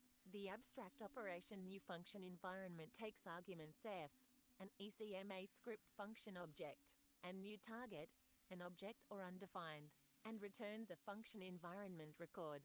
It performs the following steps when called. Let env be a new function environment record containing no bindings. Set env to F if F is lexical. Set env to lexical else. Set env to uninitialized. Set env to new target. Set env to F. Return env, 1, 2, 5 new global environment G. This value. The abstract operation new global environment takes arguments G, an object, and this value, an object, and returns a global environment record. It performs the following steps when called. Let obj be new object environment G, false, null. Let dcl be new declarative environment null. Let env be a new global environment record. Set env to obj rec. Set env to this value. Set env to dcl rec. Set env to a new empty list. Set env to null. Return env, 1, 2, 6 new module environment E. The abstract operation new module environment takes argument E, an environment record, and return. Why does it only work for less than 64? Following steps when called. Let env be record containing no bindings. Set env to E. Return env. ECMA International 2024 151 9.2 Private environment records. A private environment record is a specification mechanism used to track private names based upon the lexical nesting structure of class declarations and class expressions in ECMA script code. They are similar to, but distinct from, environment records. Each private environment record is associated with a class declaration or class expression. Each time such a class is evaluated, a new private environment record is created to record the private names declared by that class. Each private environment record has the fields defined in Table 23. Table 23. Private environment record fields. Field name, value type, meaning, outer private environment. A. Private environment record or null. The private environment record of the nearest containing class null if the class with which this private environment record is associated is not contained in any other class. Names, a list of private names. The private names declared by this class. 9. 2. 1 Private environment record operations. The following abstract operations are used in this specification to operate upon private environment records. 9. 2. 1. 1 new private environment. Outer privy env. The abstract operation new private environment takes argument outer privy env, a private environment record or null, and returns a private environment record. It performs the following steps when called. Let names be a new empty list. Return the private environment record. Outer privy env. Names, 2, 1. To resolve private identifier. Privy env. Identifier. The abstract operation resolve private identifier takes arguments privy env, a private environment record, and identifier, a string, and returns a private name. It performs the following steps when called. Let names be privy env. For each private name Pn of names, do A of Pn is identifier. Then, I return Pn. Let outer privy env be privy env. Assert. Outer privy env is not null. Return resolve private identifier. Outer privy env. Identifier. 3 realms. Oh, he's just like, okay. MA script code must be associated with a realm. Conceptually, a realm consists of a set of intrinsic objects. An ECMA script global Doing the +1, +8, -8 is overkill. global environment, and other associated state and resources. A realm is represented in this specification as a realm record with the fields specified in Table 24, 52, copyright sign, ECMA International 2024, Table 24. Realm record fields, field name, agent signifier, intrinsics, global object, global env, template map, an object or undefined value, an agent signifier, a record whose field names are intrinsic keys and whose values are objects, a global environment record, a list of records with fields, a template literal parse node, and v, an array, F, the agent that owns this realm, the global object for this realm, the G, global environment for this realm, meaning the intrinsic values used by code associated with this realm. A list of records with fields are a string and a module record. Note 1: once a parse node becomes unreachable, the corresponding is also unreachable, and it would be unobservable if an implementation removed the pair from the list. Anything default value is undefined. Note 2: as mentioned in host load imported module 16.2.1.8. Note 1: in realm records is only used Because you do 31 divided by 7. active script or module field reserved for use by hosts that need to associate additional information with a realm record. Template objects are canonicalized separately for each realm using its realm records. Each value is a parse node that is a template literal. The associated ALU is the corresponding template object that is passed to a tag function, a map from the specifier strings imported by this realm to the solved module record. The list does not contain two different records with the same 9.3.1 create realm. The abstract operation create realm takes no arguments and returns a realm record. It performs the following steps when called. Let realm rec be a new realm record. Perform create intrinsics.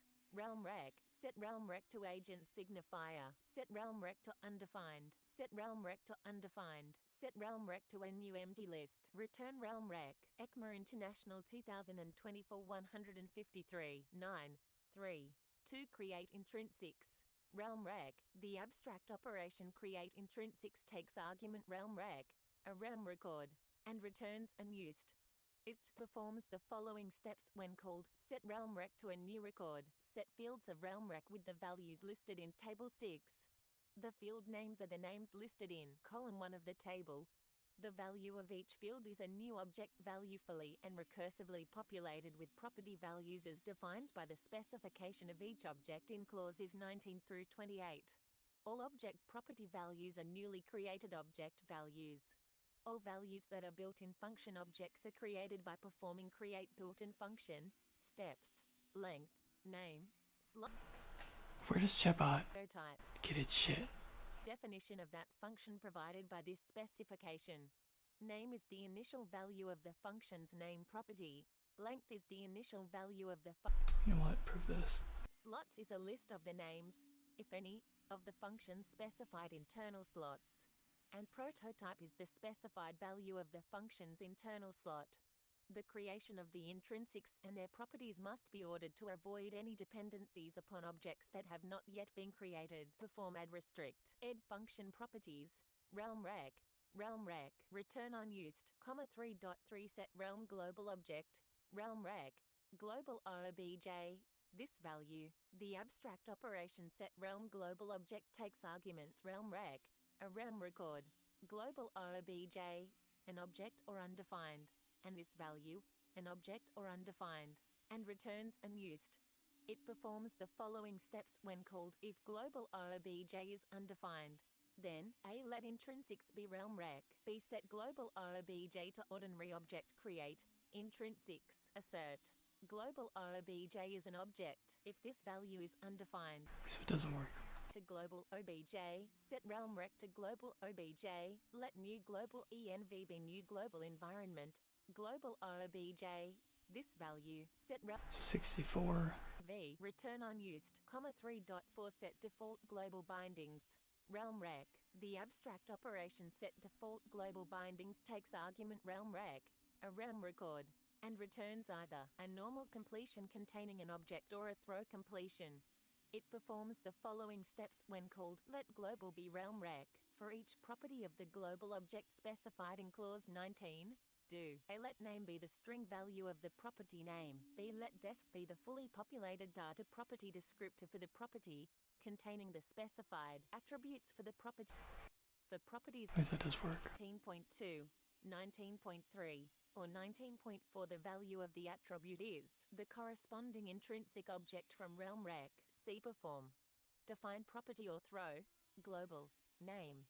Desc. Return global. Point 4 execution contexts. An execution context is a specification device that is used to track the runtime evaluation of code by an ECMA script implementation.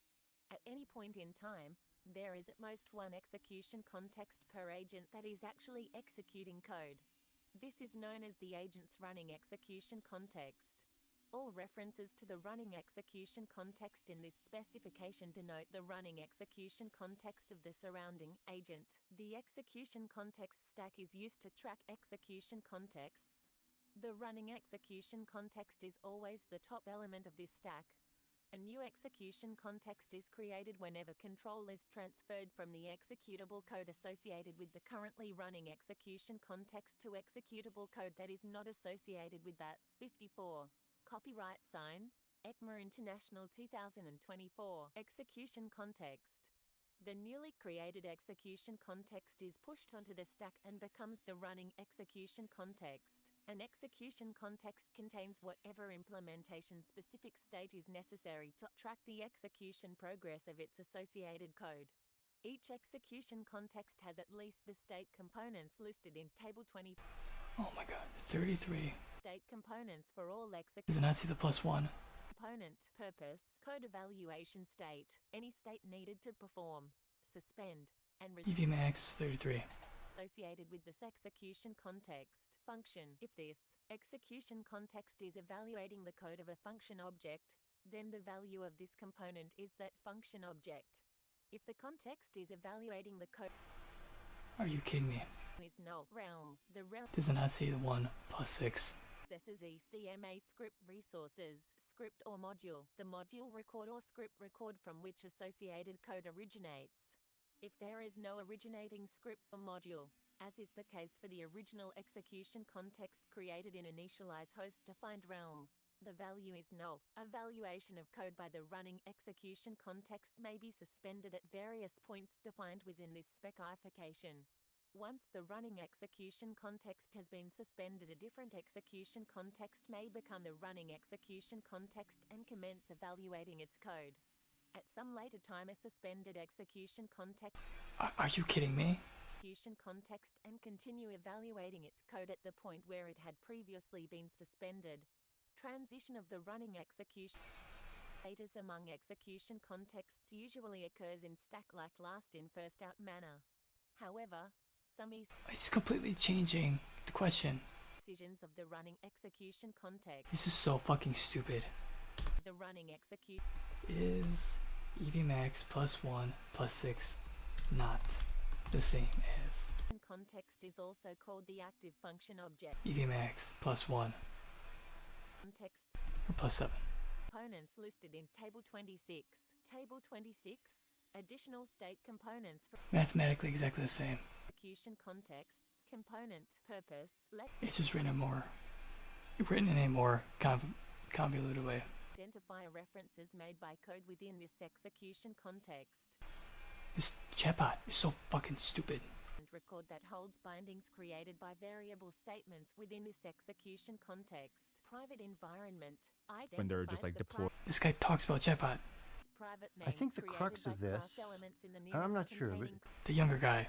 the big class, world the hypothesis lexical seems environment and variable environment Him. He's like, oh, it does math. environment It doesn't do math.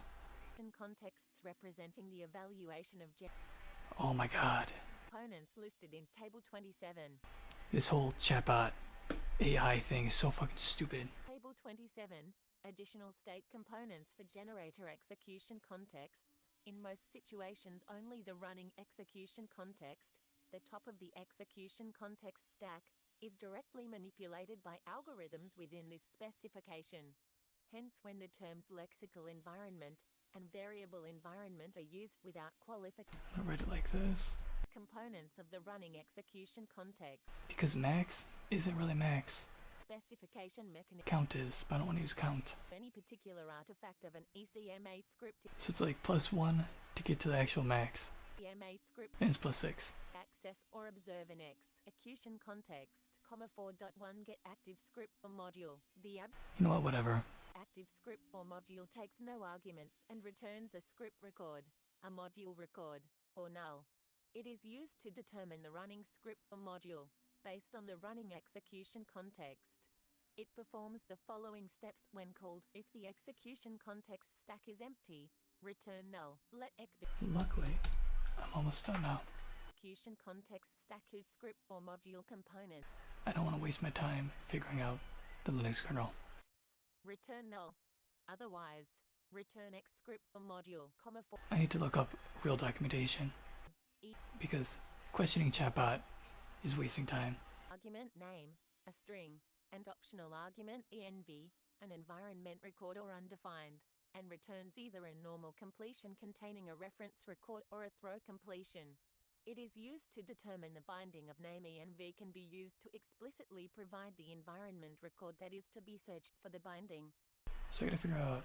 In steps when called, if env is not present or env is undefined, then a set env to the running execution context's lexical environment. Assert env is an environment record if the source text matched by the syntactic production that is being evaluated is contained in strict mode. Code. Let's Oh my god, this is so fucking boring. false. Return. Get identifier reference. env name. Strict, 4.3 get this environment. The abstract operation get this environment takes no arguments and returns an environment record. It finds the environment record that currently supplies the binding of the keyword this. It File descriptor. when called, let env be the running execution context's lexical environment too. Repeat. Component purpose. Generator the generator that this execution context is evaluating. 156. ECMA International 2024. Note the result of resolve binding is always a reference record whose field is name. ABCDE. Let exists be I need to have it not close file descriptor. true. Return So here. to be env. Assert. Outer is not null. Set env to outer. Note the loop in step 2 will always terminate because the list of environments always ends with the global environment. So I'll do 4.4 resolve this auto close equals 0, comma, file descriptor. arguments and returns Both on the same line. an ECM. I won't accidentally forget to do one thing, not the other. Determines the binding of the keyword thus using the Comma separate list. It's amazing. context. It performs the following steps when called. Let envrec beget this environment. Return envrec get this binding, 4.5 get new target. The abstract operation get new target takes no arguments and returns an object or undefined. It determines the new target value using the lexical environment of the running execution context. It performs the following steps when called. Let envrec be Peasant file descriptor.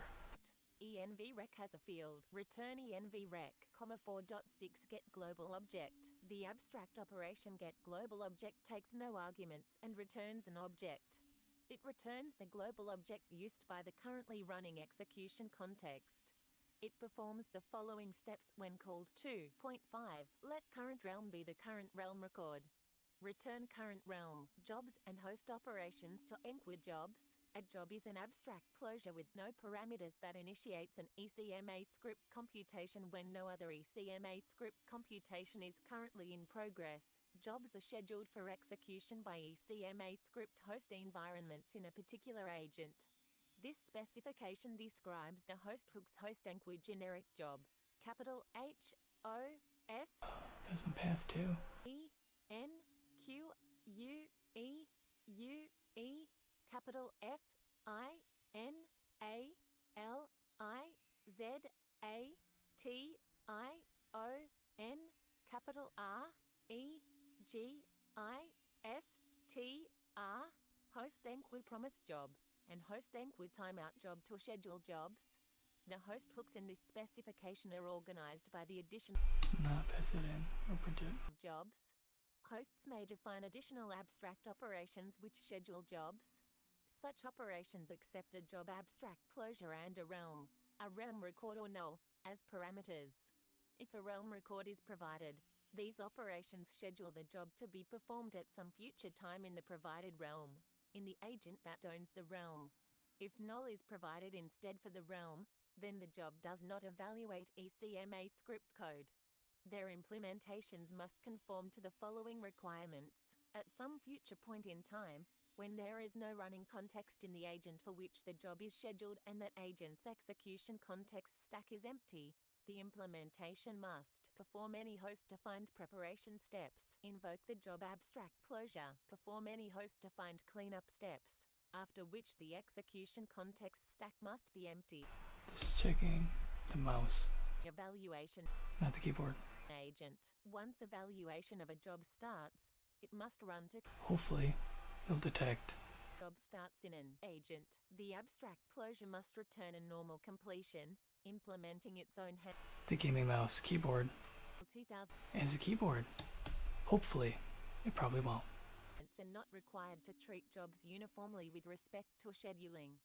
For example, web browsers and Node.js treat promise handling jobs as a higher priority than other work. Future features may add jobs that are not treated Alright, turn this on.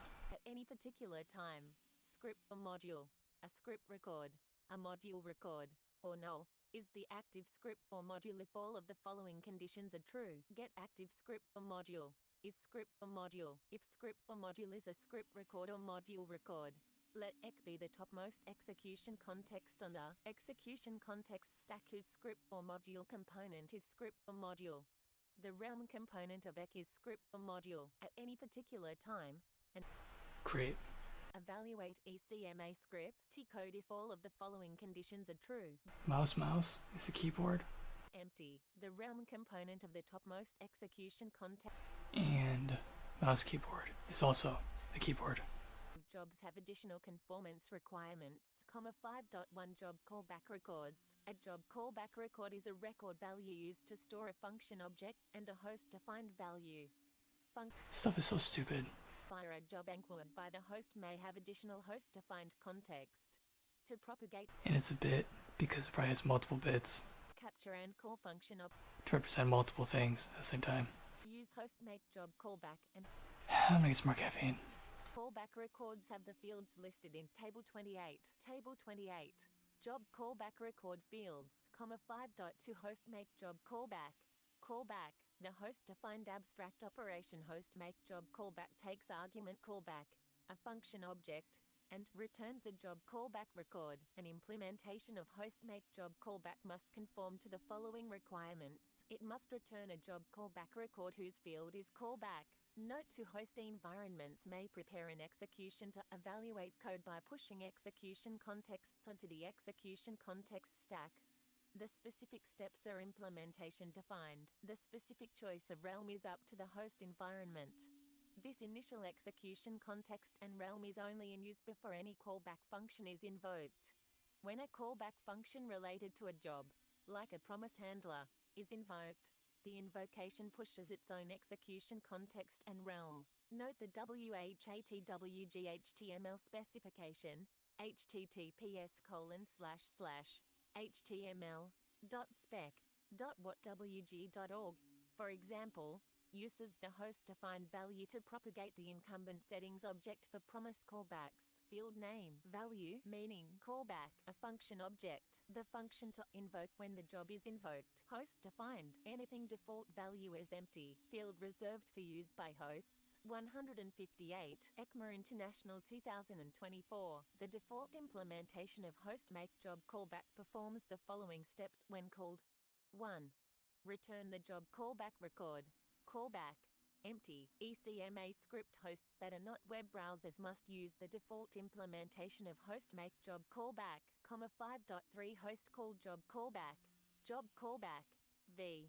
Arguments list. The host-defined abstract operation host call job callback takes arguments job callback. A job callback record. v, an ECMA script language value, and arguments list, a list of ECMA script language values, and returns either a normal completion containing an ECMA script language value or a throw completion. An implementation of host call job callback must conform to the following requirements. It must perform and return the result of call. Job callback, v, arguments list. The default implementation of host call job callback performs the following steps when called. Assert is callable. Job callback is true. Return call. Job callback v, arguments list. ECMA script hosts that are not web browsers must use the default implementation of host call job callback, 5.4 host enqueue generic job realm. The host-defined abstract operation host enqueue generic job takes arguments job, a job abstract closure, and realm, a realm record, and returns unused. It schedules job in the realm in the agent signified by realm to be performed at some future time. The abstract closures used with this algorithm are intended to be scheduled without additional constraints, such as priority and ordering. An implementation of host enqueue generic job must conform to the requirements in 9.5, 5 host enqueue promise job realm. The host-defined abstract operation host enqueue promise job takes arguments job, a job abstract closure, and realm, a realm record or null, and returns unused. It schedules job to be performed at some future time. The abstract closures used with this algorithm are intended to be related to the handling of promises, or otherwise, to be scheduled with equal priority to promise handling operations. An implementation of host enqueue promise job must conform to the requirements in 9.5 as well as the following. If realm is not null, each time job is invoked, the implementation must perform implementation-defined steps such that execution is prepared to evaluate ECMA script code at the time of job's invocation. Let script or module beget active script or module at the time host enqueue promise job is invoked. If realm is not null, each time job is invoked, the implementation must perform implementation-defined steps such that script or module is the active script or module at the time of job's invocation. Jobs must run in the same order as the host enqueue promise job invocations that scheduled them. Note this is called at the time that the callback is passed to the function that is responsible for its being eventually scheduled and run. For example, promise then action, calls make job callback on then action at the time of invoking promise prototype then, not at the time of scheduling the reaction job. Note this requirement means that hosts cannot change the behavior of function objects defined in this specification. ECMA International 2024 159. Note the realm for jobs returned by new promise resolved thenable job is usually the result of calling get function realm on the then function object. The realm for jobs returned by new promise reaction job is usually the result of calling get function realm on the handler if the handler is not undefined. If the handler is undefined, realm is null.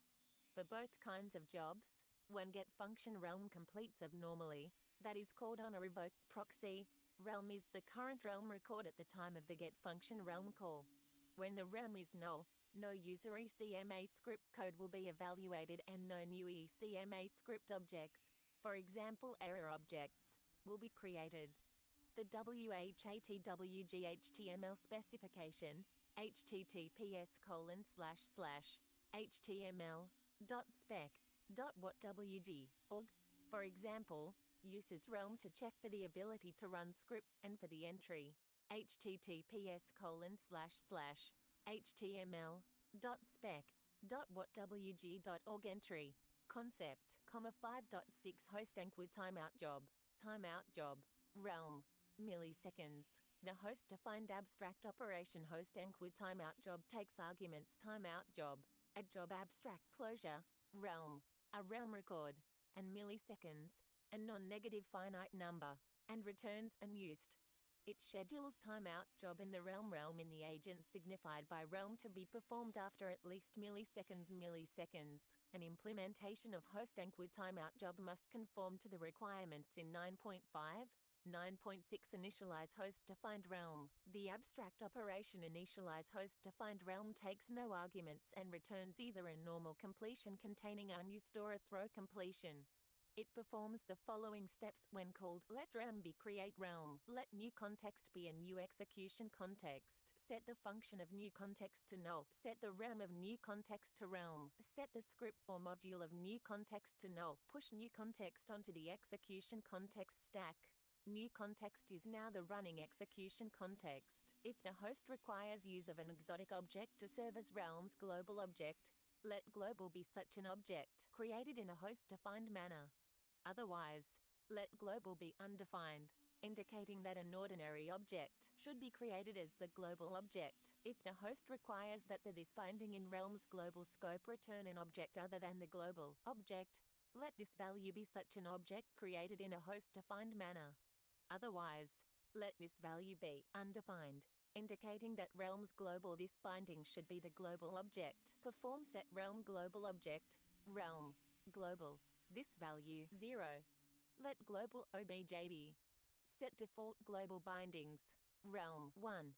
Create any host-defined global object properties on global obj 2. Return unused. 7 agents. An agent comprise is a set of ECMA script execution contexts, an execution context stack, a running execution context, an agent record, and an executing thread. Except for the executing thread, the constituents of an agent belong exclusively to that agent. An agent's executing thread executes algorithmic steps on the agent's execution contexts independently of other agents, except that an executing thread may be used as the executing thread by multiple agents, provided none of the agents sharing the thread have an agent record whose field is true. Note 1. Some web browsers share a single executing thread across multiple unrelated tabs of a browser window. For example, 60. Copyright sign, ECMA International 2024. While an agent's executing thread is executing algorithmic steps, the agent is the surrounding agent for those steps. The steps use the surrounding agent to access the specification-level execution objects held within the agent, the running execution context, the execution context stack, and the agent record. S fields. An agent signifier is a globally unique opaque value used to identify an agent. Table 29.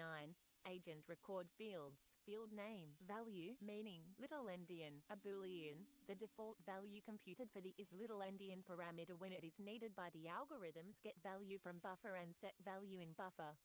The choice is implementation defined and should be the alternative that is most efficient for the implementation.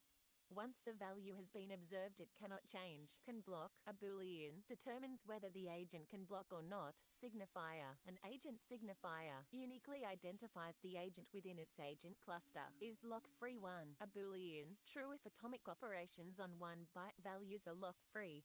False otherwise. Is lock-free 2, a boolean, true if atomic operations on 2 byte values are lock-free. False otherwise. Is lock-free 8, a boolean, true if atomic operations on 8 byte values are lock-free. False otherwise. Candidate execution. A. Candidate execution record. See the memory model. Kept alive. A list of either objects or symbols. Initially a new empty list, representing the list of objects and or symbols to be kept alive until the end of the current job. Once the values of and have been observed by any agent in the agent cluster, they cannot change. Note 2. The values of and are not necessarily determined by the hardware, but may also reflect implementation choices that can vary over time and between ECMA script implementations. There is no field. 4-byte atomic operations are always lock-free. In practice, if an atomic operation is implemented with any type of lock, the operation is not lock-free. Lock-free does not imply wait-free. There is no upper bound on how many machine steps may be required to complete a lock-free atomic operation. That an atomic access of size n is lock-free does not imply anything about the perceived atomicity of non-atomic accesses of size n. Specifically, non-atomic accesses may still be performed as a sequence of several separate memory accesses. See read shared memory and write shared memory for details. ECMA International 2024 161. Note 3. An agent is a specification mechanism and need not correspond to any particular artifact of an ECMA script implementation. 7.1 Agent signifier. The abstract operation agent signifier takes no arguments and returns an agent signifier. It performs the following steps when called. Let AR be the agent record of the surrounding agent. Return AR, 7.2 agent can suspend. The abstract operation agent can suspend takes no arguments and returns a Boolean. It performs the following steps when called. 2.8. Let AR be the agent record of the surrounding agent. Return AR. Agent clusters. Note in some environments it may not be reasonable for a given agent to suspend. 4. Example, in a web browser environment, it may be reasonable to disallow suspending a document's main event handling thread, while still allowing workers' event handling threads to suspend. An agent cluster is a maximal set of agents that can communicate by operating on shared memory. Every agent belongs to exactly one agent cluster. All agents within a cluster must have the same value for the field in their respective agent records. All agents within a cluster must have the same values for the field in their respective agent records. Similarly for the field, all agents within a cluster must have different values for the field in their respective agent records. An embedding may deactivate, stop forward progress, or activate, resume forward progress, an agent without the agent's knowledge or cooperation. If the embedding does so, it must not leave some agents in the cluster active while other agents in the cluster are deactivated indefinitely. Note 1. Programs within different agents may share memory by unspecified means. At a minimum, the backing memory for shared array buffers can be shared among the agents in the cluster. There may be agents that can communicate by message passing that cannot share memory. They are never in the same agent cluster. Note to the agents in a cluster need not all be alive at some particular point in time. If agent A creates another agent B, after which A terminates and B creates agent C, the three agents are in the same cluster if A could share some memory with B and B could share some memory with C. Note 3. If different agents within an agent cluster have different values of it becomes hard to use shared memory for multi-byte data. 62. Copyright sign, ECMA International 2024. Note 4. The purpose of the preceding restriction is to avoid a situation where an agent deadlocks or starves because another agent has been deactivated. For example, if an HTML shared worker that has a lifetime independent of documents in any Windows were allowed to share memory with the dedicated worker of such an independent document, and the document and its dedicated worker were to be deactivated while the dedicated worker holds a lock, say, the document is pushed into its Windows history, and the shared worker then tries to acquire the lock, then the shared worker will be blocked until the dedicated worker is activated again, if ever. Meanwhile, other workers So, from other windows will starve. The implication of the restriction is that it will not be possible to share memory between agents that don't belong to the same suspend way. basically then, An embedding all I gotta do without any of the agents clusters is figure out which bits are set, operation. If an agent is terminated not and by then call whatever function another agent, to get that then TA freaking input whatever. choose one of two strategies. Either terminate all the agents in the cluster, or provide reliable AP agents in the cluster to coordinate so that I'm not gonna waste time coming up with like a system. the termination with the I'm just gonna figure out what's what, to identify the predefine what I need, each then get the fucking input. use and values transitively reachable from them. This stuff is so dumb. An agent cluster. The chatbot is so stupid. Data block. Waiter list record. Like, I can't believe people are investing money in chatbot. Cluster. The field It's really stupid. for all agents in the cluster is set to the initial candidate execution. Something like, I guess, print all 32 bits. Or I'll just print the freaking bit field and see which ones are set. And then figure out which calls to make for each of those bits. This is just stupid. Does that mean I can just turn it into like a function table? And I can multiply it to get like the offset of the function call. If that's true,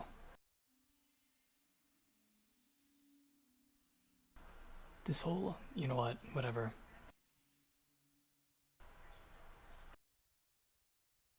a whole lot of work to get a fucking bit.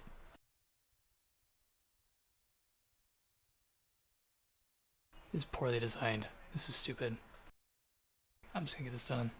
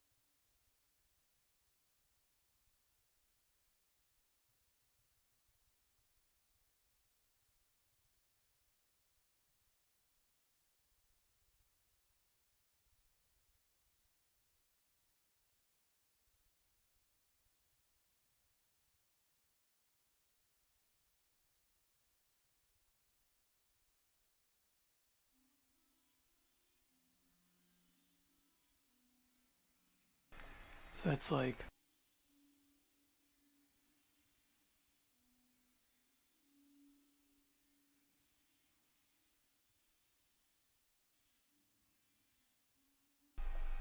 one, two, 3, 4, 5, 6, 7. 7 freaking inputs. I gotta check.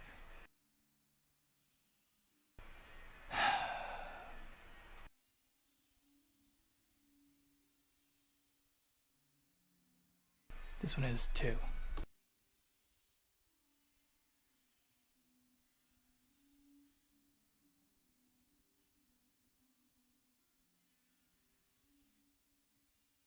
This one.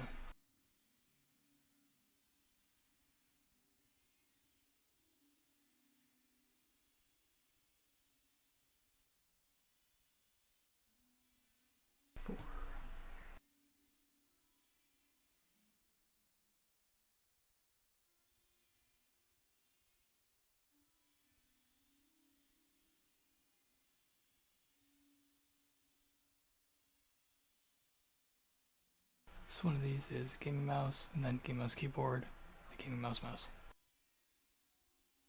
Wonder which one's which.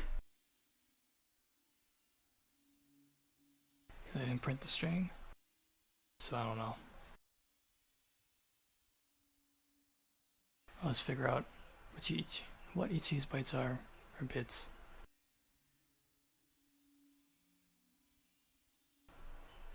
I guess finish this up.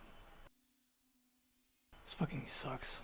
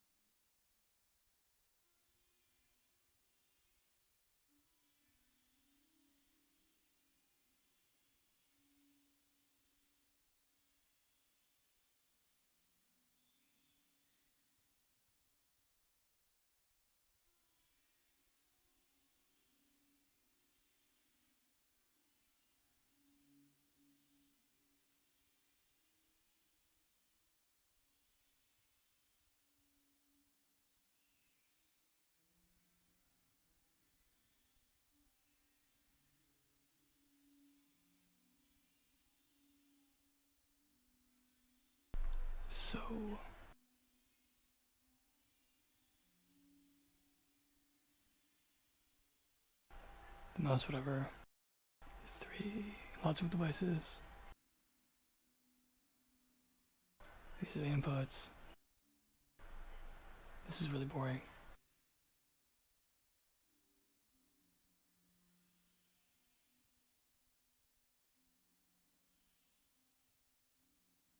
So I guess make a crappy switch statement. And it's gonna be a freaking bit in the bit field. It's not gonna be any new. Which seems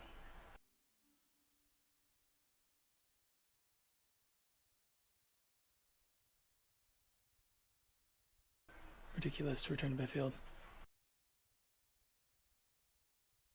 If it's gonna be one case or the other, why freaking return to bit field if it's only ever one?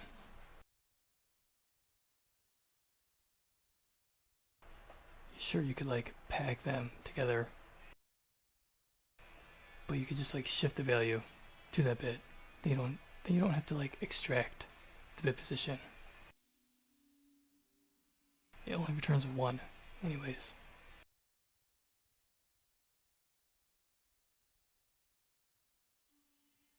Or wait, are they defined?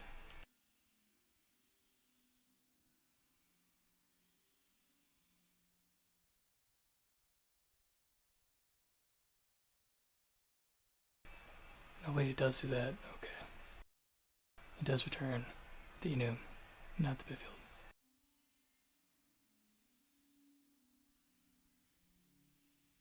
If you did the bit field, that'd make no sense.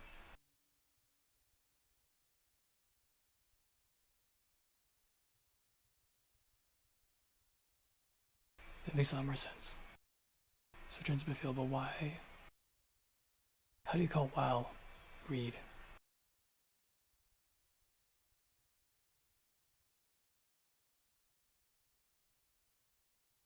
While is equal to size of.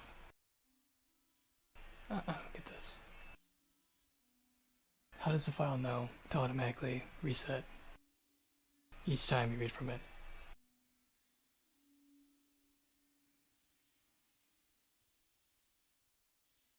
If n equals the size of EV.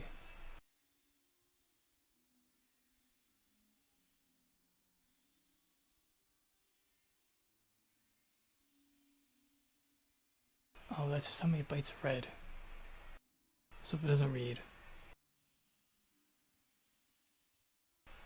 the size of destruct for event, it ignores it.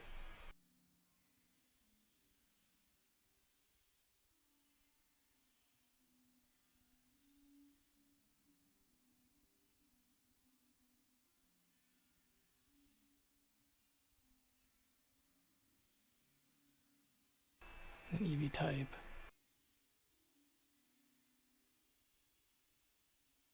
Alright, I got it then. So this is struct, no data.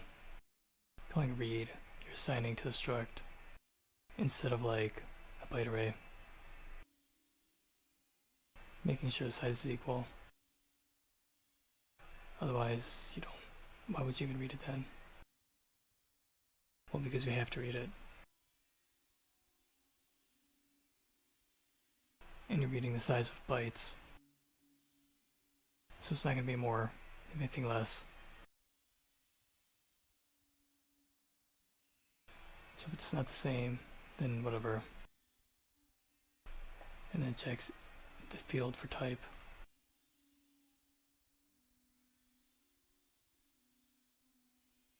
If chepod's correct, which it never really is.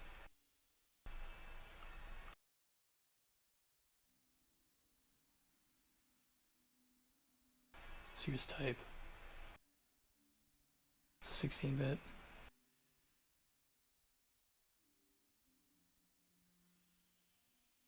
So it's 64-bit. We have 64-bit computers. And the value is always 32-bit. And it's signed 32-bit. Really?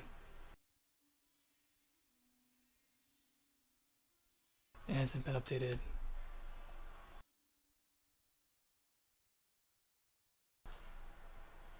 Really?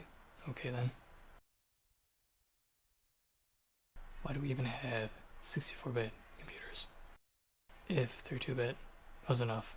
So stupid.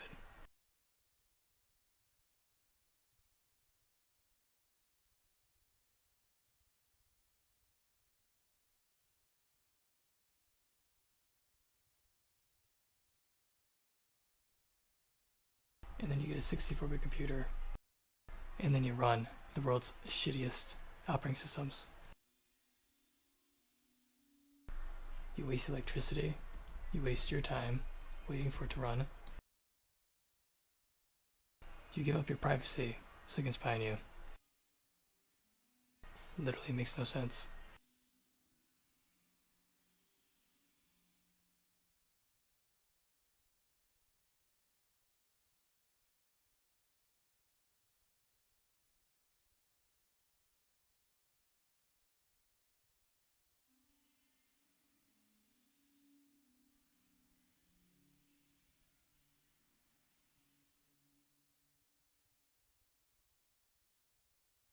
Oh, there's the 64-bit.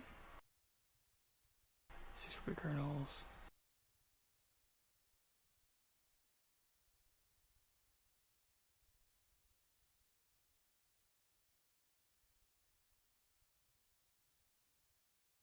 What? Oh, that is so funny. The timestamp is 64-bit, but the value, 32-bit. Duh. I wasn't even thinking about the time. At least they got 64-bit timing. I mean, who needs 64-bit value?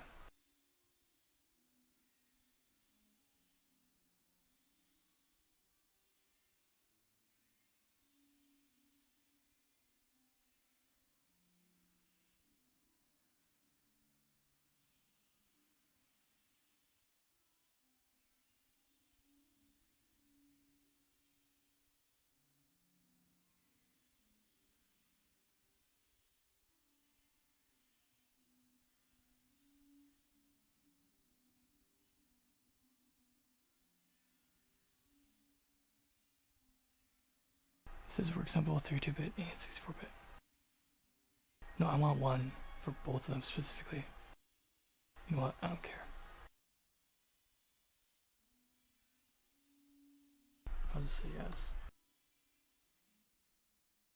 And why is the value field not 64-bit?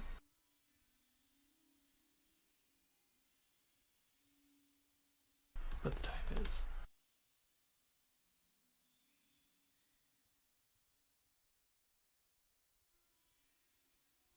It's a really sharp observation. No, it's not.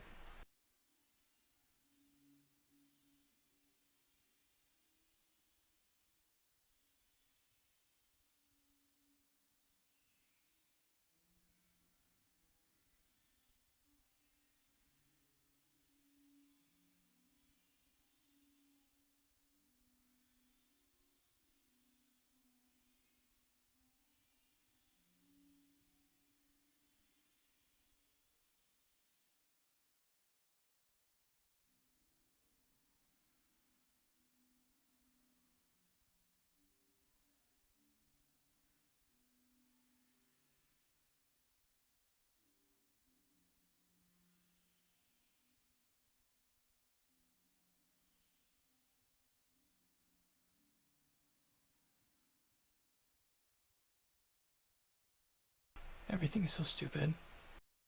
Like literally stupid.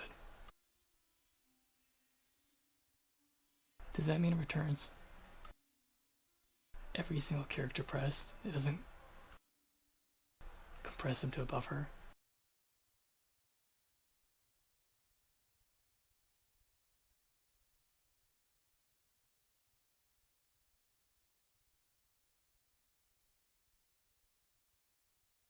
Does the kernel return an entire struct for every key press? Not a continuous stream of bytes.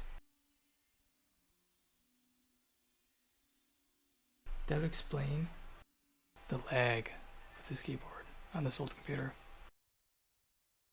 If it's returning a fucking struct for every fucking key press, that'd be ridiculous.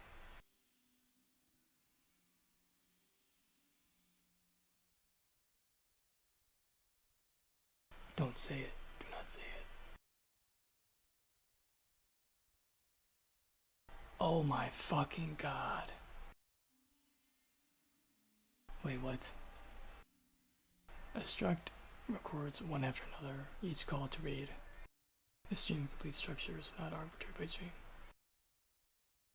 Think of it as a device outputting a sequence of fixed structs. They're file read calls. Each one is a file read. Think of it as, no, fuck you. Each struct input event has a fixed size.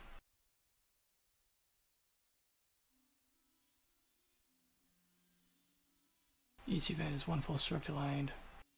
You can safely read multiple at once.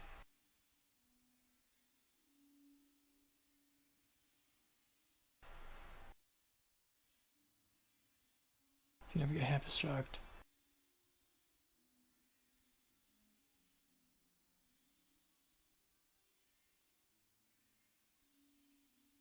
Copy user, buffer, and event size event.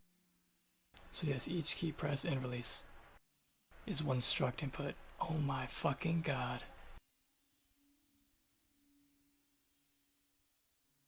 Holy fuck. That is ridiculous.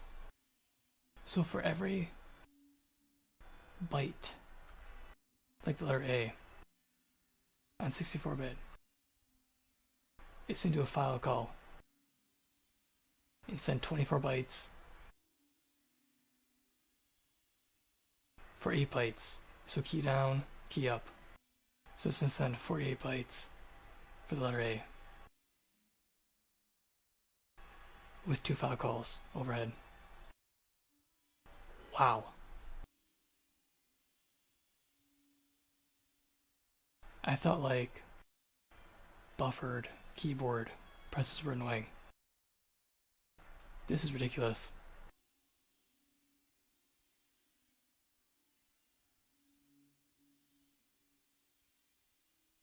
So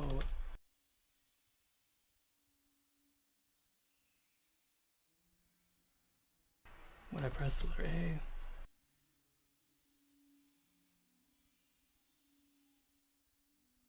on the keyboard,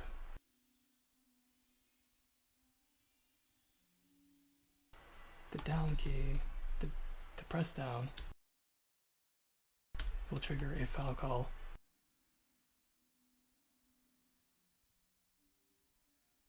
Trigger a file, read.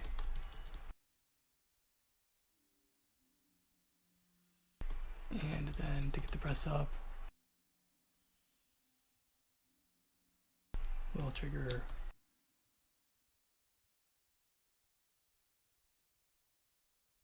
another file read.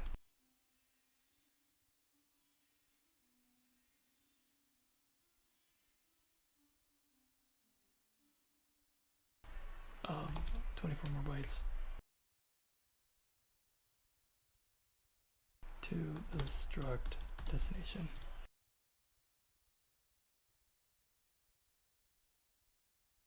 And I can't burst or DMA the memory reads.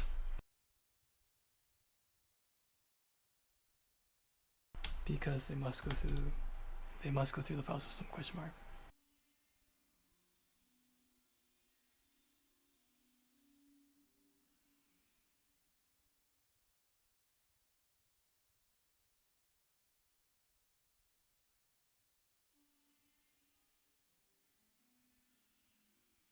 Exactly, and that's a perfectly accurate mental model.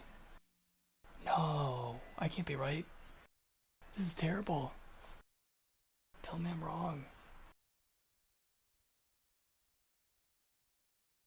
what actually happens when you press the key. When you press A, the keyboard's USB, controller generates hardware interrupt. Oh my god. It goes from an efficient interrupt to fucking saving the key hit to a fucking file and then reading from said file. That is insane. The kernel HID driver receives the scan code via USB, PS2, etc. The input subsystem translates it into a standard Linux EV key event. It enqueues a struct input event inside the kernel's event buffer ring. Can I access? You know what? I don't care. A ring buffer. Really? It just dumps off the old requests or the old input? Character device exposes that buffer to user space. So that means you can just lose key presses if too many are hit. That's annoying. When your app calls read, the kernel copies one or more of those structs into your buffer. Exactly 24 bytes per event. Why would it say one or more? No, it only does one at a time. What does it mean one or more? Why user space sees it as file I/O? It looks like a file that's not part of the disk or file system. It's a character device, a kernel memory interface exposed through the VFS layer.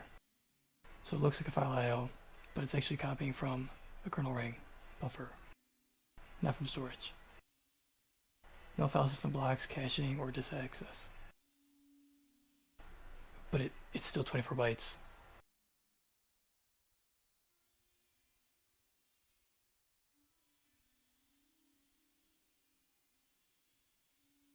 Why you can't use DMA or burst reads. DMA requires hardware level memory transaction directly between two physical devices like NSC and RAM. But the EV buffer lives in kernel memory, not directly mapped to your process. User space can only access it, blah blah blah. For safety, Linux enforces memory protection. Yeah, really safe. In other words, you can't blah blah blah blah.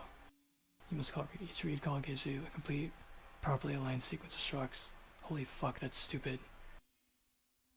Throughput characteristics. Even though you can't DMA, the latency is extremely low. Microseconds. That's larger than a nanosecond. That's big. That's a lot of time. That's not extremely low. That's substantially high for a fucking key press.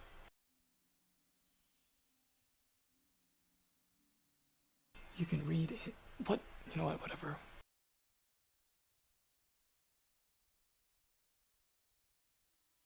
Grabs up to 64 events at once.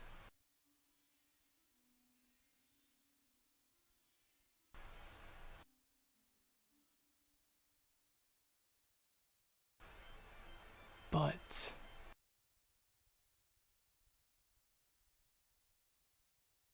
okay, so that might work. So that's how it's reading multiple times. It's because it's doing seek. And each one seeks the next offset until it's the end. And there's no more bytes to read. So Chatbot's not rewinding it. At what point does a file reset?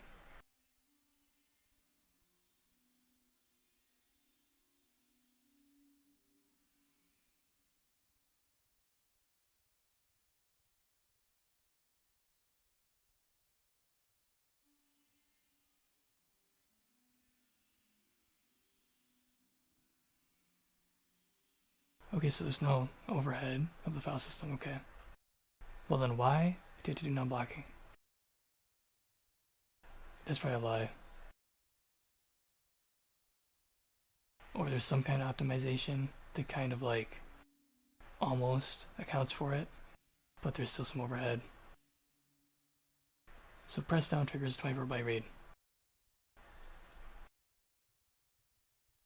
So there's no file system overhead. But each possibly 2 byte scan code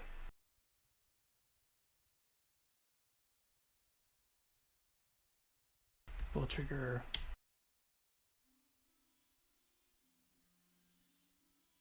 conditional control flow, along with 24 bytes written to then be read back into user space. What a waste. That's just fucking stupid. That's 48 bytes.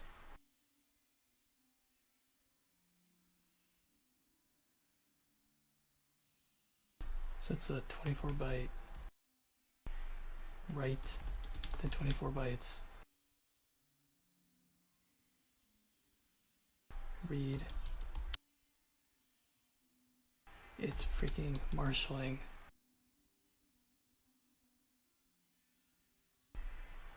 freaking 24 bytes.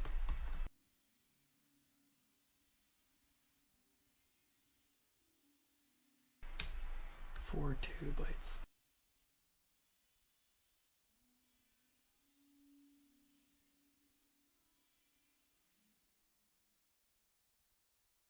That's ridiculous.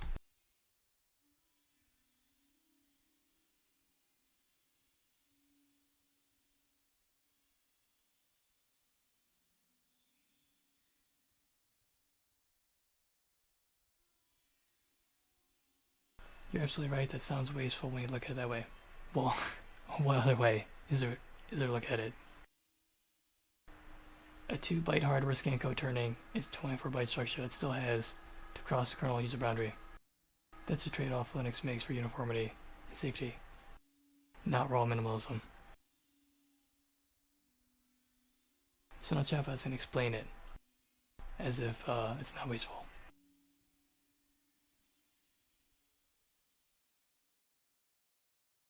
Okay, so this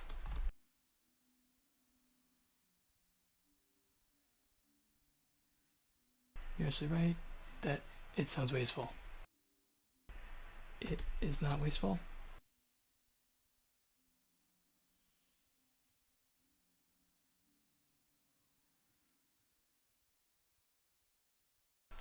How so?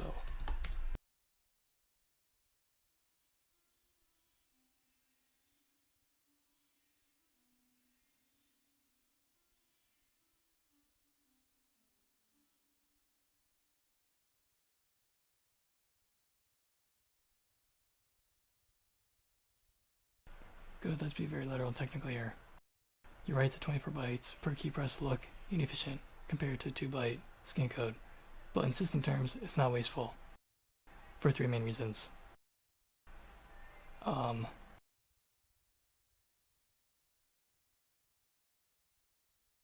so this is it not physically possible to expose a ring buffer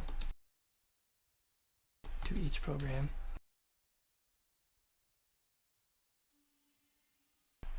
and some more efficient or any other and or any possible other way to more efficiently collect input? Yes or no? Only. Yes or no?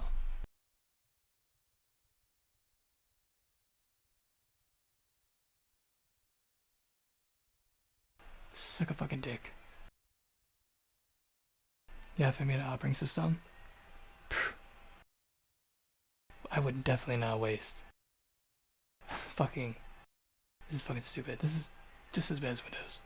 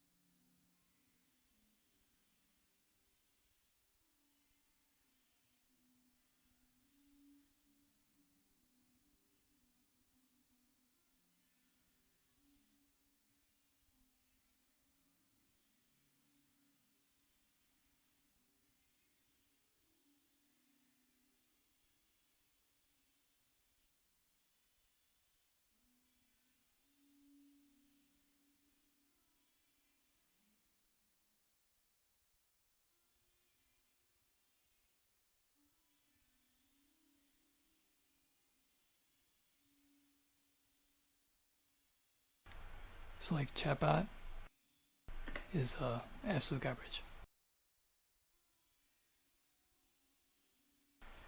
It is the most unhelpful.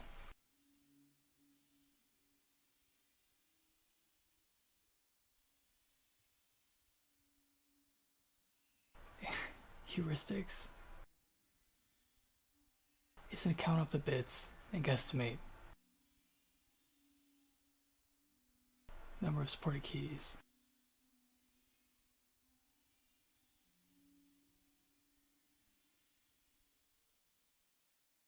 A real keyboard. I'm not testing for a real keyboard. I just want to know if it's a keyboard.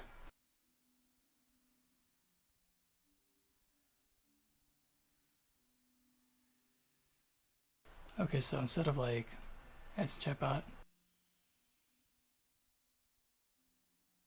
when I take the Mac keyboard, whatever, they both fucking return the same damn name. And the kernel doesn't, but like, it should. I don't know why it doesn't. For keyboard, it doesn't do like this. Instead, the kernel's like, oh no, it's just the same fucking name. I'm not gonna differentiate. But here, it's like, oh look,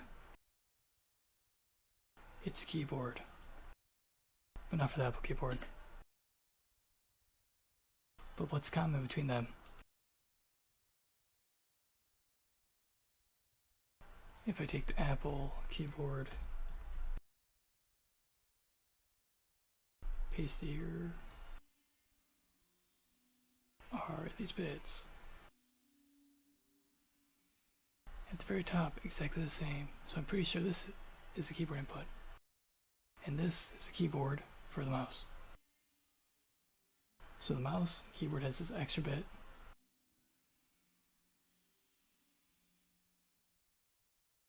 So miscellaneous scan codes.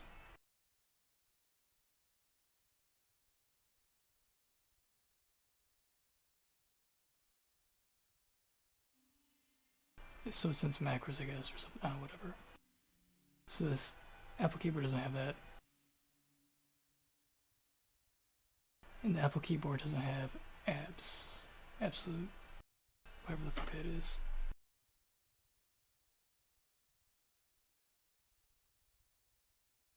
Absolute motion XY. So why the heck does the freaking... So indicator LEDs in the keyboard repeat rate. So like anything that has keyboard repeat rate, and I guess indicator LEDs is like, hey, it's a keyboard. I guess. It's fucking stupid. So why doesn't the kernel just test these two bits, and just treat one of the Apple keyboards as keyboard, and give it a name, keyboard?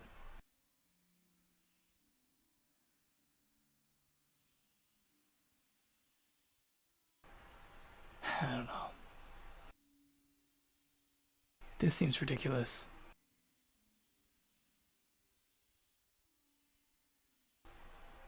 Our hardware level. You know what, whatever. There's a whole lot of abstraction. Like way too much.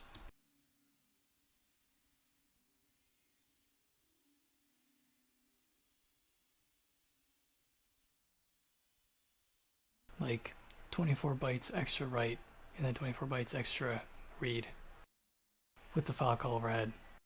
That's most likely a file call. I don't believe that's not. It goes through the same fucking API. So at least it's a switch statement or a jump table to then pick the correct table that's gonna call. So it still has that overhead, which is probably pretty high. Well, it has to be pretty high. I mean, like, if 24 bytes written and then read in a user space is considered not a very high, like, oh, it's only milliseconds, well, then of course it's probably pretty high then. Well, that was so exciting. Not really. Can I just be done with this already? I want to be done. Waste of fucking time. But it's not.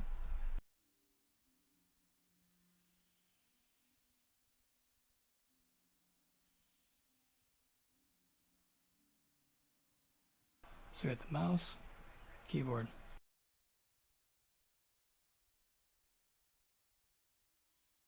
So what does this even return? Without the repeat.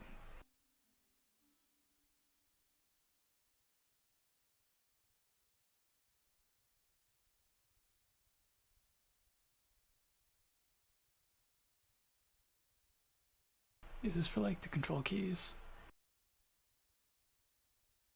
Or this is oh, the function keys. You hit a key and it doesn't have like a release key. Maybe the funky keys go to this input. It's really fucking annoying. Or maybe it does support key up, key down, but Linux doesn't support it.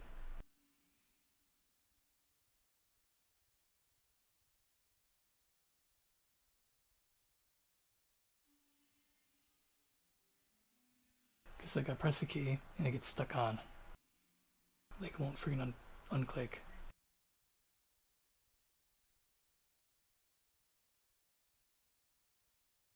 But now I'm not going through a third-party program. I'm going through the third-party kernel, which is just as bad. Maybe it'll work a little better. Oh, this is so annoying.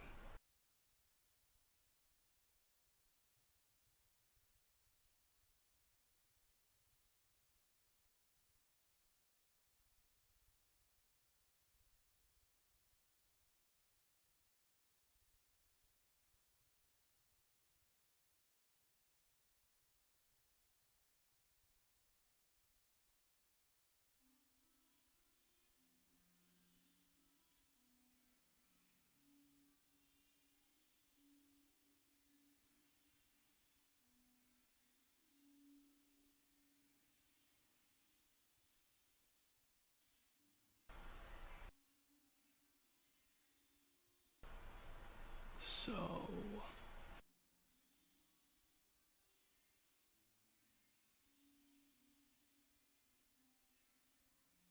if I XOR these to find the difference,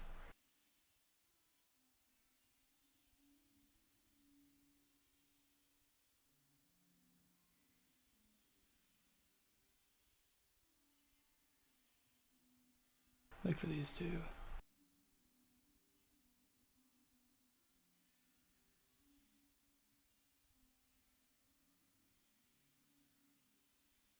if I XOR this into this and that into that,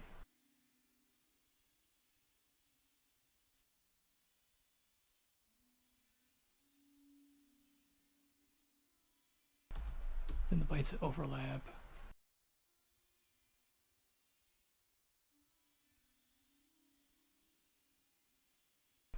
So I could like identify it separately. Like that, I guess. So there's no repeats, or like if I mask this device for only these inputs and intentionally ignore the bottom ones. If I like XOR to compare everything and figure out which ones are set or could be set so it doesn't trigger twice. So this one will only handle these bits and this one will handle these. Will that work?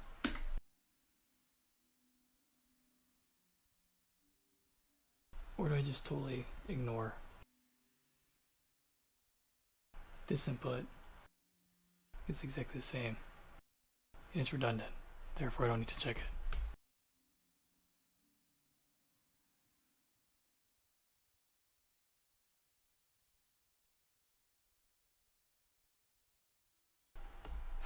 says chatbot.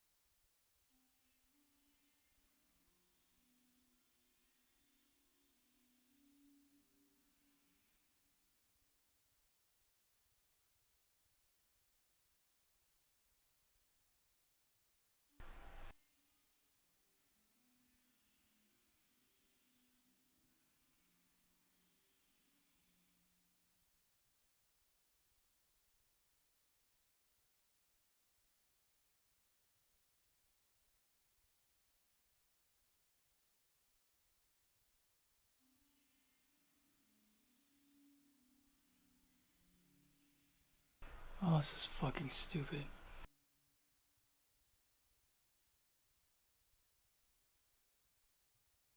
Option 1 recommended. Only open the device that you determine is the real keyboard. Wow, that's a great solution. Option 2. Open both, but filter by the key codes you actually want. This is what Xorg and Wayland do. Well, it explains why they have so many bugs.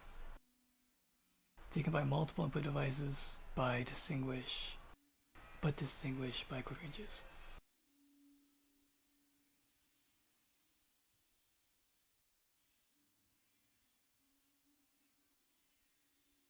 The greater than 30 threshold filters out auxiliary control interfaces. You only need to read this device for normal key. The other one can stay closed. So in short, check one, not both, unless you specifically want media auxiliary keys. Oh my god, this is so stupid.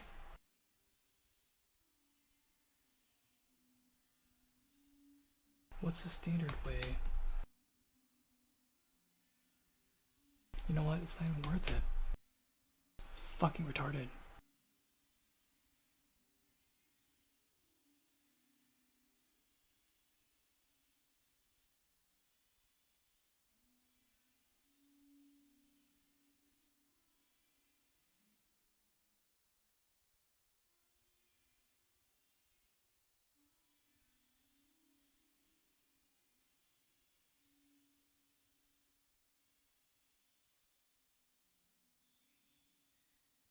So I think I'm gonna move one of these to the stupid input, or not input.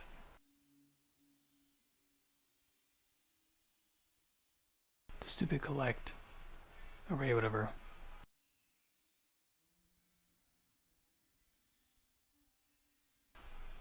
I guess I'll have to fucking check manually.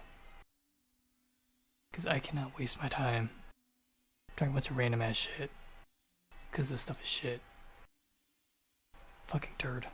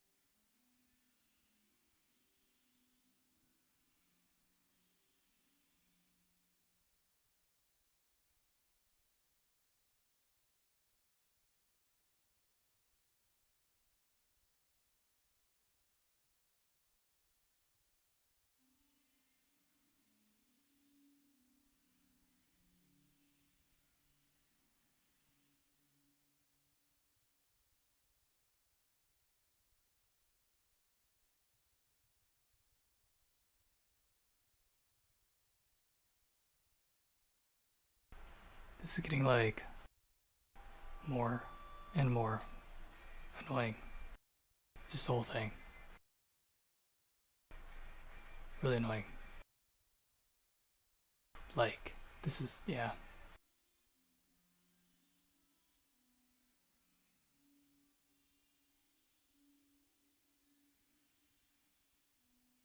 I'm gonna save back up and call it quits for now. And pick up tomorrow. This is just ridiculous.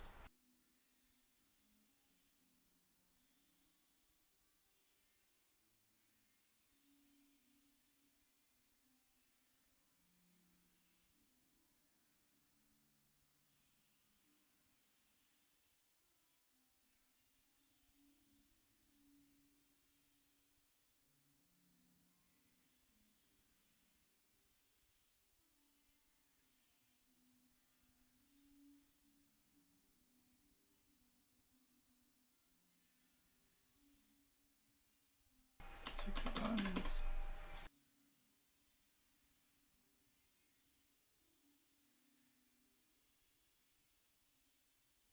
And it still runs. So I don't know. I'll get the input tomorrow, I guess. Oh, I got the input.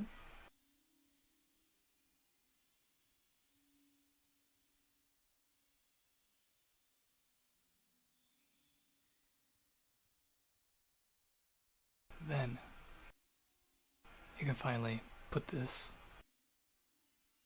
in the C program and rotate the quad, getting the mouse input and scroll wheel and the keyboard buttons. And then that's done. Then all that's left is the animation, and then get the desktop capture onto one of the quads. And then this program is fucking done. So, I don't know. Pick up on tomorrow. Peace.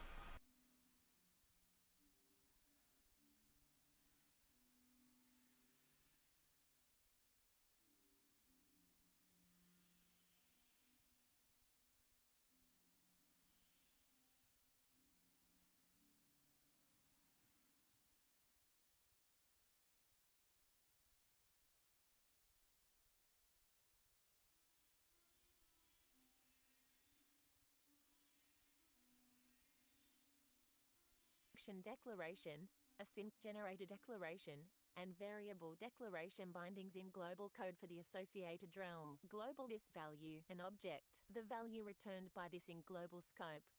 Hosts may provide any ECMA script object value. Declarative record. A declarative environment record contains bindings for all declarations in global code for the associated realm code except for function declaration, generator declaration, async function declaration, async generator declaration, and variable declaration bindings. var names, a list of strings. The string names bound by function declaration, generator declaration, async function declaration, async generator declaration, and variable declaration declarations in global code for the associated realm. ECMA International 2024, 43, Table 21. Additional methods of global environment records. Method, purpose, get this binding, return the value of this environment records this binding, has a declaration, n, determines if the argument identifier has a binding in this environment record that was created using a variable declaration, function declaration, generator declaration, async function declaration, or async generator declaration, has lexical declaration, n, determines if the argument identifier has a binding in this environment record that was created using a lexical declaration such as a lexical declaration or a class declaration, has restricted global property, n, determines if the argument is the name of a global object property that may not be shadowed by a global lexical binding, can declare global var, n, determines if a corresponding create global var binding call would succeed if called for the same argument, n, can declare global function, n, determines if a corresponding create global function binding call would succeed if called for the same argument, n, create global var binding, n, D. Used to create and initialize to undefined a global var binding in the component of a global environment record. The binding will be a mutable binding. The corresponding global object property will have attribute values appropriate for a var. The string value n is the bound name. If D is true, the binding may be deleted. Logically equivalent to create mutable binding followed by a set mutable binding, but it allows var declarations to receive special treatment. Create global function binding. N, V, D. Create and initialize a global function binding in the component of a global environment record. The binding will be a mutable binding. The corresponding global object property will have attribute values appropriate for a function. The string value n is the bound name. V is the initialization value. If the Boolean argument D is true, the binding may be deleted. Logically equivalent to create mutable binding followed by a set mutable binding, but it allows function declarations to receive special treatment. The behavior of the concrete specification methods for global environment records is defined by the following algorithms. 1, 4, 1 has binding, n, the has binding concrete method of a global environment record envrec takes argument n, a string, and returns either a normal completion containing a Boolean or a throw completion. It determines if the argument identifier is one of the identifiers bound by the record. It performs the following steps when called. Let dclrec be envrec. If dclrec has binding, n, is true, return true. Let objrec be envrec. Return objrec has binding, n, 1, 1, 4, 2. Create mutable binding, n, D. The create mutable binding concrete method of a global environment record envrec takes arguments n, a string, and e, a Boolean, and returns either a normal completion containing unused or a throw completion. It creates a new mutable binding for the num n that is uninitialized. The binding is created in the associated 44 copyright sign ECMA International 2024 declarative record. A binding for n must not already exist in the declarative record. If D is true, the new binding is marked as being subject to deletion. It performs the following steps when called. Let dclrec be envrec. If dclrec has binding, n, is true, throw a type error exception. Return